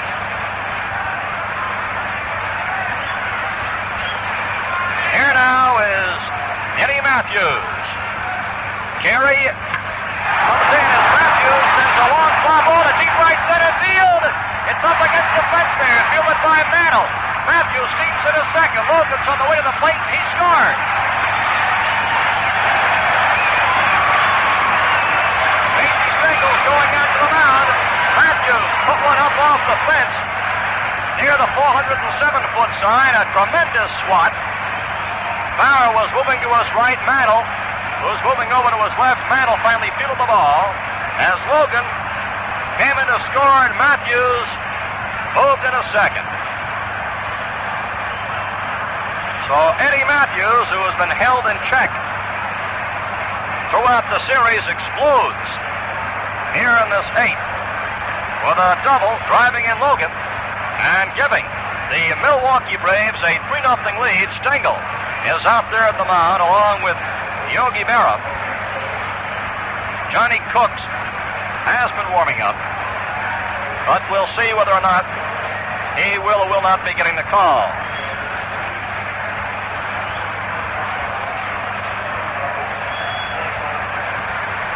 Well, the Braves here have cashed in at every opportunity, and therefore are out there in front. Cooks is coming in. Milwaukee now has 8 hits to 2 for the New York Yankees. And 5 of the 8 hits by the Braves have been of the extra base variety. Johnny Cooks is coming in. And the first man that he'll be pitching to will be Hank Aaron. Casey Stengel out there talking things over with Yogi Berra as they wait for the new pitcher to arrive on the scene.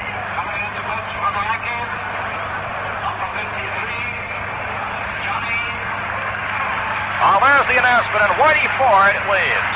And for Whitey, a fine round of applause.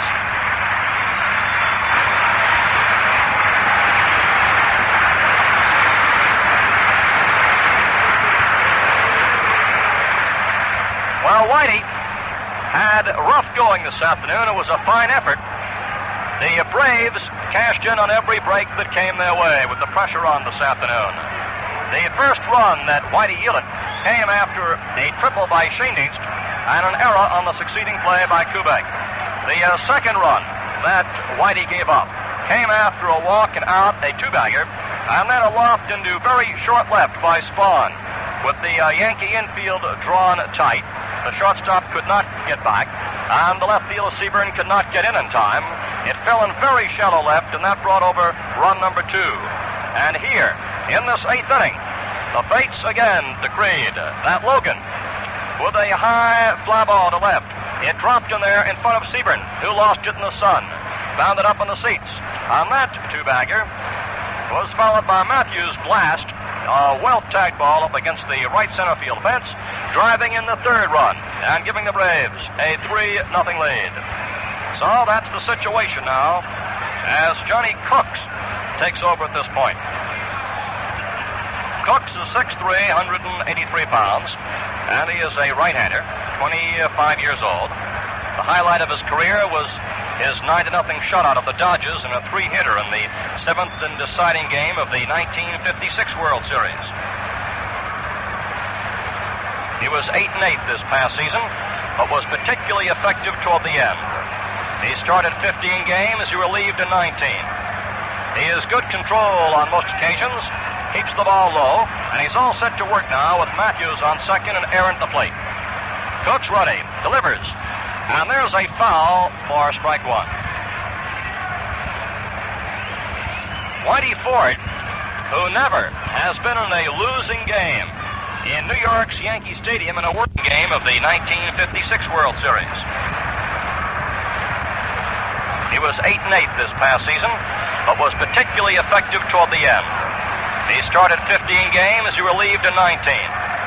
He has good control on most occasions, keeps the ball low, and he's all set to work now with Matthews on second and Aaron at the plate.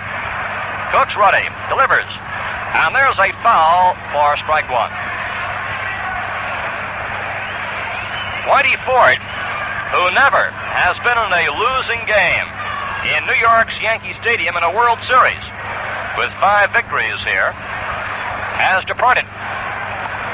trailing by a 3-0 score. Aaron at the plate is 1 for 3.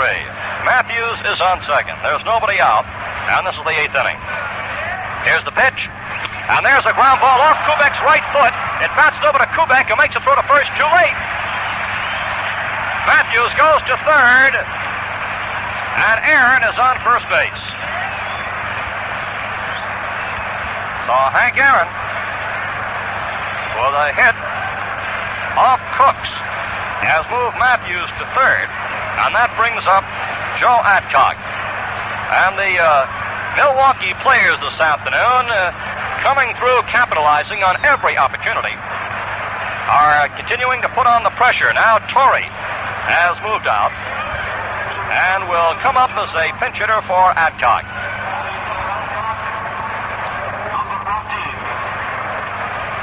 Frank Torrey, a left-handed batter,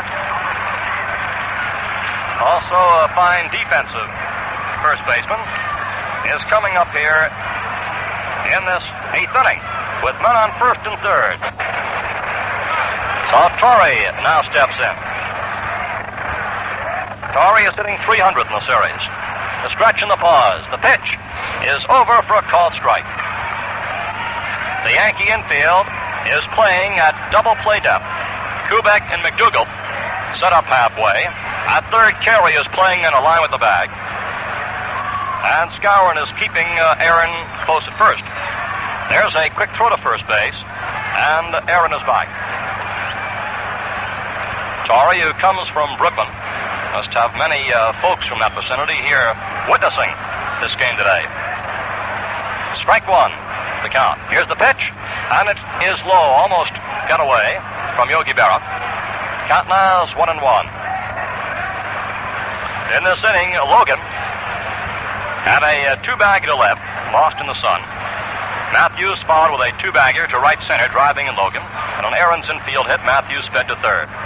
There's a quick throw over to first base, and Aaron is back to the bag. Torrey is 3 hits and 10 times up in the series. Here's the pitch. He swings, sends a looper, which is taken by the shortstop Kubek with a one-hand grab. And the runners hold. That appeared to be off the handle. It was rising, but not hit too hard. And Kubek went back, lifted up the glove, and hauled it in. So that means one away as Del Crandall, who so far has had a perfect afternoon with 2 singles to left center and a walk, steps in now. There's one out. Runners on first and third. The pitch to Dell is over for a call strike. Strike one to Crandall. Dell drew the first and only walk given up by Ford, but it proved to be a most important one, as it eventually resulted in a run. Another throw to first base by Cooks, and Aaron is back to the bag. The right side of the infield in shadows now. Crandall waits, and the curveball is wide. Berra had to move out quickly on that one to haul it in. Strong sun still beating down there in left and in center. Carey is also in the sun at third, as is Kubek at short. Cook's ready. And now he flips one over to first base again as Aaron gets back to the bag. Matthews at third, Aaron at first, and there's one out. Crandall outside the batter's box. Now steps back in once again. The count is 1-1. And now a quick throw to first base by Cooks. And again, Aaron is back. Hank had not strayed too far off. However, he's a very fast man. Here's the pitch. A swing and a miss. On the count now is ball 1, strike 2. With the possibility of a double play looming, Cooks wants to keep Aaron just as close as he can over there at first. Ball 1, strike 2 to Del Crandall. Stretching the pause with the right-hander. Cook's pitch is swung on and fouled off to the right. That time, Crandall tossed his bat at that pitch as it was breaking on the outside corner and chopped the ball foul. So the count holds at ball 1, strike 2 to Crandall. as the Braves catcher picks up the bat and now steps back in. And now Cook's ready. Studies the batter for the moment. The stretch and the pause. Here's the pitch. And it comes in wide. Count now is 2-2, and they're keeping that ball on the outside on Crandall. On the outside, breaking pitches so far. He's been fed, and they're breaking low. 2-2. That's been the pitching pattern up to this point by Johnny Cooks. Crandall in and waiting with a 2-2 count. Stretch in the pause with the right-hander. Here it comes. A curve is fouled back, and the count holds at 2-2. Milwaukee is leading by a 3-0 score. And the Braves have had 9 hits. The Yankees but 2. Cooks all set to work. Looks into the sign. Stretch in the pause by Cooks. Here's the pitch. And there goes a pop-up out near the mound. Scower goes over, and he's got it. That means they're now 2 away. Runners on first and third. 1 run has come across, and this the top half of the 8th inning. And at the plate is Wes Covington, who today is grounded out, struck out, and flied out to center field. Covington, who has been a clutch hitter for the Milwaukee Braves all season, stands in. Left-handed batter. He's got a lot of power. We notice a shift now in the outfield as Mantle goes a bit toward his right and is playing Covington almost straight away, but Bauer is very deep in right center. Here's the pitch, and it comes in high for a ball. Bauer actually is on the fringe of the cinder track out there in right center, close to the Yankee bullpen. Ball 1, the count to Covington. Braves hoping to apply the crusher here in this 8th, as they now boast a 3-0 lead and would like to add to it as we come down the home stretch here in this game this afternoon with Milwaukee leading in the series 2-1. Covington waiting. Ball 1 the count. Cooks again throws to first base, and Hank Aaron back to the bag. Matthews at third. Aaron is on first. They're 2 away. 1 run across in the 8th. Covington outside the batter's box. He doesn't like to be kept waiting. And he steps back in, and now as he does, Cooks with his back toward home plate. Looks around at his defense. Pretty strong breeze is blowing toward right. Stretch in the pause by Cooks as he's set. Here it comes. And there's the pitch coming in wide. And the count now is ball 2 to Wes Covington.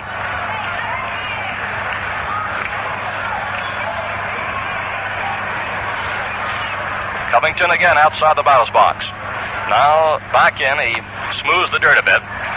Bumps the bat on the plate. Looks out toward the mound. 2-0 the count. Stretch in the pause. A look toward the runner at first. The pitch is wide for ball 3. 3-0 to Covington. And Wes again is out. He looks down toward Billy Herman at third, the coach. Cooks comes down off the mound. He smooths out the dirt a bit in front of the pitching rubber.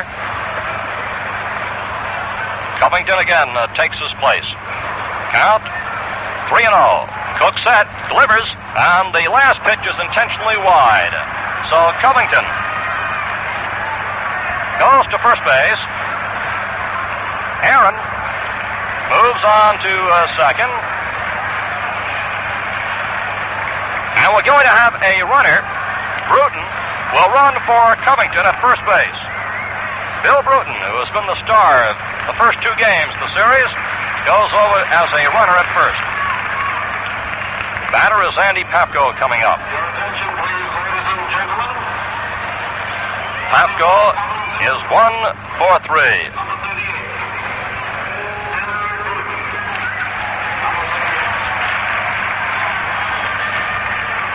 Well, Papko's the batter, and the bases are loaded. Here's the pitch, and it's inside for a ball.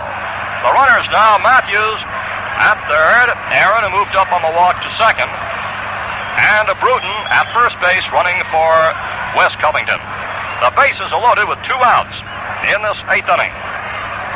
Milwaukee with a 3-0 lead. Papko waiting with a ball 1 count. Here's the pitch, and there's a hopper, which is taken by Carey, throw to second for the out. Here he made a fine play to get over to Gill Mcdougall as he moved quickly to his left. And the force out was made there to retire the side. So in the top half of the 8th inning, the total show, a run. There were 3 hits, no errors, and 3 left. And the score after the top half of the 8th, Milwaukee 3, the Yankees nothing. Well, you saw how close the Yankees kept Aaron to first base. There are some fast men on these teams, and Hank is one of them. You know, it takes Hank only 3.3 seconds to get to first base. That's traveling. Now, you don't have to move that fast, but the way the Gillette World Series Special is selling, you can't wait too long. What a deal this is. For 79 cents, you get a modern Gillette one-piece TV razor, a dispenser of Gillette Blue Blades, and handsome travel case. Buy one, and you're in for peak shaving comfort. Clean, refreshing shaves that make you look and feel right on top. Add to this the convenience of instant blade changing, plus the economy of double edges, and you've got yourself a real buy. But hurry, the supply of these Gillette TV razors is going fast. Stop in at a nearby store and buy yours. Only 79 cents for the one-piece Gillette TV razor, dispenser of blue blades, and handy travel case.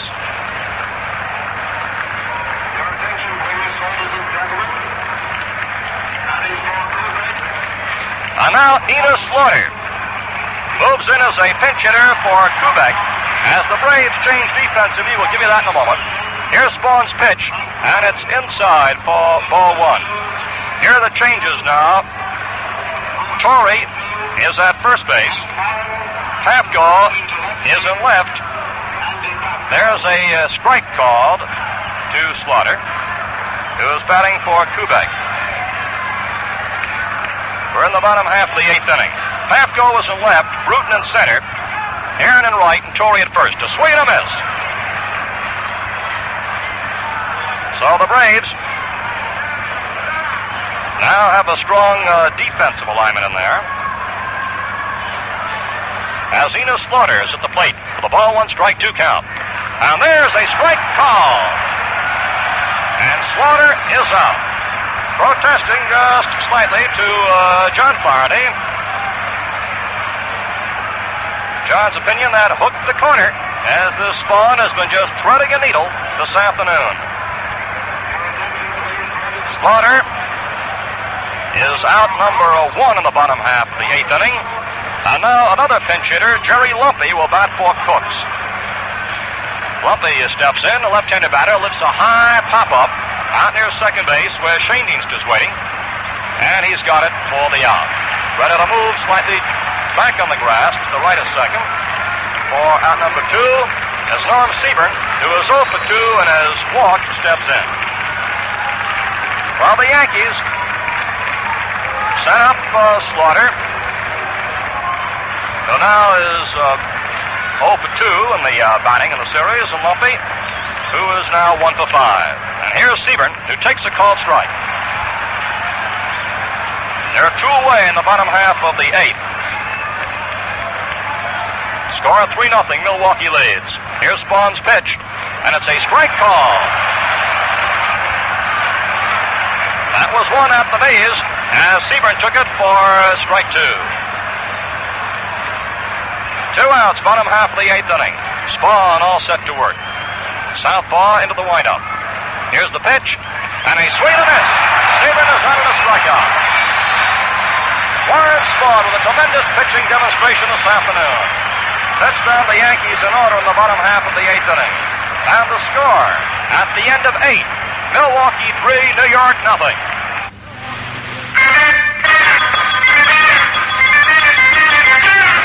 Hurry and get your Gillette TV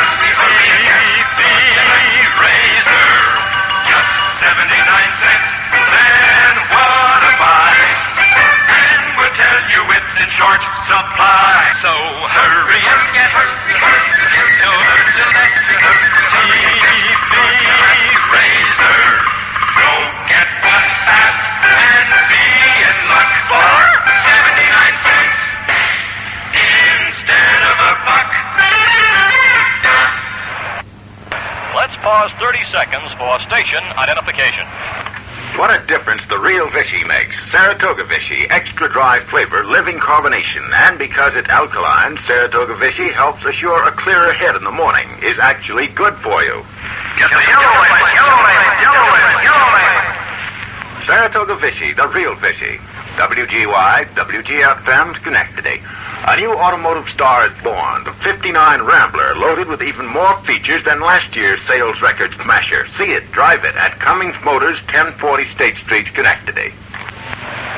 Here's the ninth inning, and Murray Dixon, 42-year-old knuckleball specialist, comes in to take over. He's the third Yankee pitcher, and Jerry Lumpy is now in playing shortstop. The ninth inning getting underway, and Warren Spahn, who has yielded but 2 hits, will be coming up in just a moment, and I'm sure he'll get a fine round of applause. Here he comes up out of the dugout. Warren Spahn.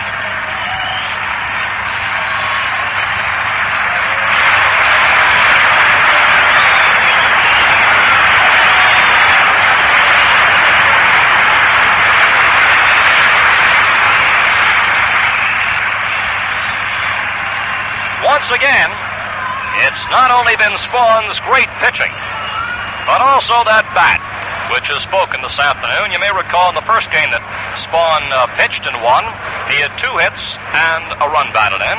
Well, this afternoon, Spahn came through with 1 for 3 and also a run batted in, the second that the Braves have scored today. He steps up now to face Murray Dixon, a right-hander. All set to go in the ninth inning. Here comes the pitch, and it's over for a called strike.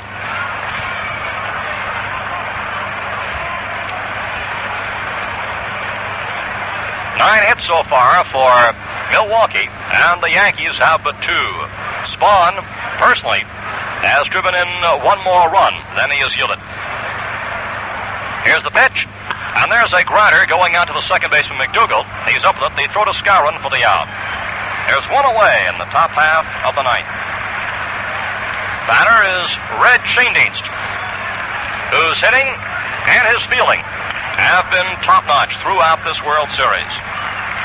Red has 1 for 4 this afternoon, and his triple resulted eventually in the first run as he came in to score on Logan's grounder through shortstop. Saw Red is in there. And the first pitch breaks wide for ball 1. The score is Milwaukee 3 and the New York Yankees nothing. We're in the ninth inning here at Yankee Stadium. The Yankees with their backs to the walls this afternoon. The pitch to Red, swung on and popped up foul. Berra's coming back. He's under it, and he has it. They're 2 away. That brings up Johnny Logan. Logan scored the Braves' 3rd run. He lifted a 2-bagger to left, which was missed out there in the sun field. Spahn couldn't find it. It hopped into the seats for a ground rule double, and on Matthews' 2-bagger, Logan scored. Johnny has 1 for 4, and the first pitch is a called strike. Actually, Logan has put the whammy on the Yankees today because 2 successive appearances. 1 resulted in an error, the other a ball in the sun. There's a foul off to the right. Count now, strike 2 to Logan. They'll tell you right around the league that the sun field here in New York is as treacherous as you can find in baseball. 2 strikes to Logan. Here comes the pitch, and there's a grounder which is foul outside of third, and the count holds at strike 2. It's a very silent New York crowd which is sitting in on this game today, as the Yankees, who yesterday shut out the Milwaukee Braves, so far are suffering the same treatment today. The pitch comes in high, and it's ball 1, strike 2. Murray Dixon out there on the mound. Right-hander winds, and the 1-2 pitch swung on. There's a fly ball to left. Spahn is going back, still going back. In the center path, he's got it. Spahn retired in the top half of the ninth. Spahn made a fine catch. No runs, no hits, no errors, and nobody left. And the score after the top half of the ninth inning. Milwaukee 3, the Yankees nothing. Well, the Yankees are coming up right now. Now, this is it for New York in this fourth game. Gill Mcdougall comes striding up, swinging a couple of bats. He'll lead off. And then Hank Bauer and Mickey Mantle. So the Yankees have their big guns coming up in this inning.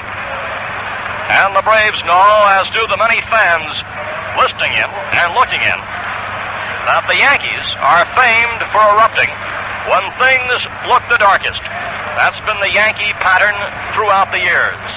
But whether or not they can explode in the ninth against Warren Spahn may be another problem. Spahn, one of the great competitors in baseball. All set to work as we move into this bottom of the ninth. Gill Mcdougall, 0 for 3, is at the plate. Warren pointing out with his glove toward left, and he is moving Andy Pafko just a bit. Pafko is in left, Bruton in center, and Aaron in right. Torrey's at first. The pitch comes in low for a ball.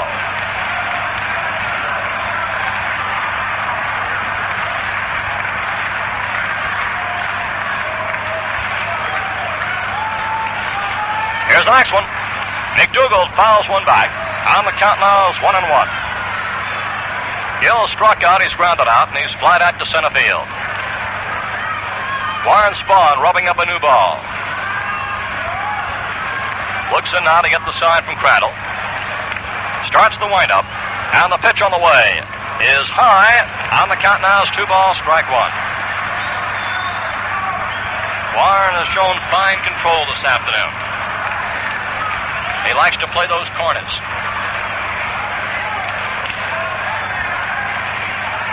Here's the pitch, and there's a fly ball going out to right center, and taken out there by Bruton with a fine catch. He's going to make a lunge for the ball out near the cinder path in right center field, as apparently once again the wind kept that ball moving away, and McDougall is out.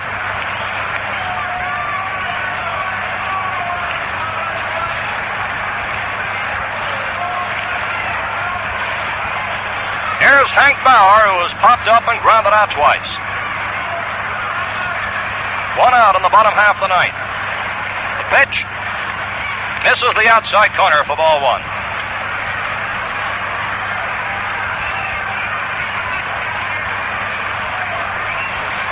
Ball 1 to Hank Bauer.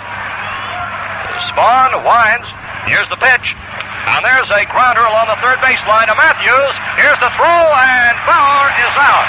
And that snaps his consecutive hitting streak in the World Series at 17 games, unless the Yankees, with 2 outs, can keep this one going. Mickey Mantle, who was one of the 2 hits that Warren Spahn has yielded, up there now with 2 away in the bottom half of the ninth inning, as Spahn looks in to get the sign from Crandall. Here's the windup on the left-hander. The pitch on the way is high for a ball. Warren has walked but 2 this afternoon. He has been in command throughout. The pitch is over, a breaking pitch for a called strike. 1-1 to Mantle. Mantle tripled in the 4th, and a good save by Schoendienst kept Spahn's bid for a shutout intact, as Berra sent a liner, which the second baseman knocked down, through to first in a close play. That has been the only big scoring opportunity so far for New York, and the Braves stopped that one. 1-1 to Mickey Mantle. Here it comes, and a breaking pitch is a bit too close for 2 balls, strike 1. 2 away in the bottom half of the ninth inning. Milwaukee leading 3-0. Spahn winds, and the 2-1 pitch. Swung on, it's a ground ball going to the shortstop. Logan has it. The throw to Torrey. There's the ball game.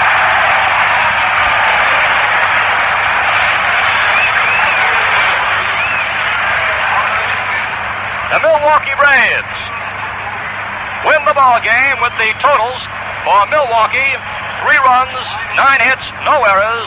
The New York Yankees, no runs, 2 hits, and 1 error. In just a moment, we'll review the highlights of today's game for you. White rain, white rain. Attention. The right step toward sunshine bright hair is to step right out and get White Rain shampoo. Because White Rain is the lotion shampoo so gentle, it's like washing your hair in softest rainwater. White Rain gives you rainwater soft suds and rainwater clean rinsing. And that's why White Rain always leaves your hair soft as a cloud, bright as sunshine. So girls, step into the sunshine with White Rain shampoo. Now hear this. You men will go for White Rain, too. It's rich and refreshing. So whether for your crew cut or your crowning glory, step out and get White Rain. Look for the new blue carton. Attention. White rain, use new White Rain shampoo tonight, and tomorrow your hair will be sunshine bright. White rain, white rain. Well, we have just seen a great pitching performance by the outstanding southpaw of the Milwaukee Braves pitching staff, Warren Spahn, as the Yankees and the Braves trade shutouts in the first 2 games at Yankee Stadium. For this was a damaging loss to the New York Yankees, who now trail the National League champion and defending world champion Braves 3 games to 1. And the Braves tomorrow come back with their very fine right-hander, Lou Burdett, and he'll go against Bob Turley. Warren Spahn becomes the 11th pitcher in the history of the World Series to work a 2-hit performance. There have been 10 previous 2-hit games pitched in series competition. The last was by Vic Raschi of the New York Yankees against the Phillies, October the 4th, 1950. It was a scoreless ball game for the first 5 innings, and a break decided it in the top half of the 6th inning when Shane Dean hit a fly ball that landed between Mickey Mantle and Norm Siebert in left center field, and Shane Dean came around and perched on third base with a 3-base hit. Then Logan hit a sharp ground ball to the shortstop, Tony Kubek. The ball went right through his legs out in the left field, and Shane Dean scores easily as Kubek was charged with the only error in the ball game this afternoon. The Braves led at that time 1-0. They added single runs in the 7th and the 8th inning to win it going away by the score of 3-0. So Warren Spahn wins his 2nd ball game against the New York Yankees in the 1958 World Series. This, by the way, was a tough one for Whitey Ford. All the breaks went against Whitey this afternoon, and this was his first loss in World Series competition at Yankee Stadium. His record now in the Fall Classic, 5 wins and 40 defeats, in his record against Milwaukee in this series, no wins and 1 loss. Once again, the totals. The Milwaukee Braves, 3 runs, 9 hits, no errors, 8 men were left on base. And for the Yankees, no runs, 2 hits, 1 error, 4 men were left on base. Warren Spahn was magnificent, a 2-hitter, a triple by Mickey Mantle in the last half of the 4th inning with 1 man out. And then Spahn bearing down, got Scower on a ground ball right back to the mound. Then the key play of the ball game, the big play when Red Shane Dean leaped high for Yogi Berra's bid for a base hit, knocking down a line drive and threw him out at first base on a very, very close play, and Mantle was left stranded on third. The next base hit, the only other base hit off Spahn, came in the 7th inning, a single up the middle into center field by Bill Scower. And a great record comes to a close this afternoon as Hank Bauer, who had hit safely in 17 consecutive ball games, was blanked by Warren Spahn. So the final scores, the Braves take the big edge in the series. Milwaukee 3 victories. The Yankees won. That final score was 3-0 in favor of the Braves. This broadcast is authorized under broadcasting rights granted by the Commissioner of Baseball solely for the entertainment of our listening audience. And any public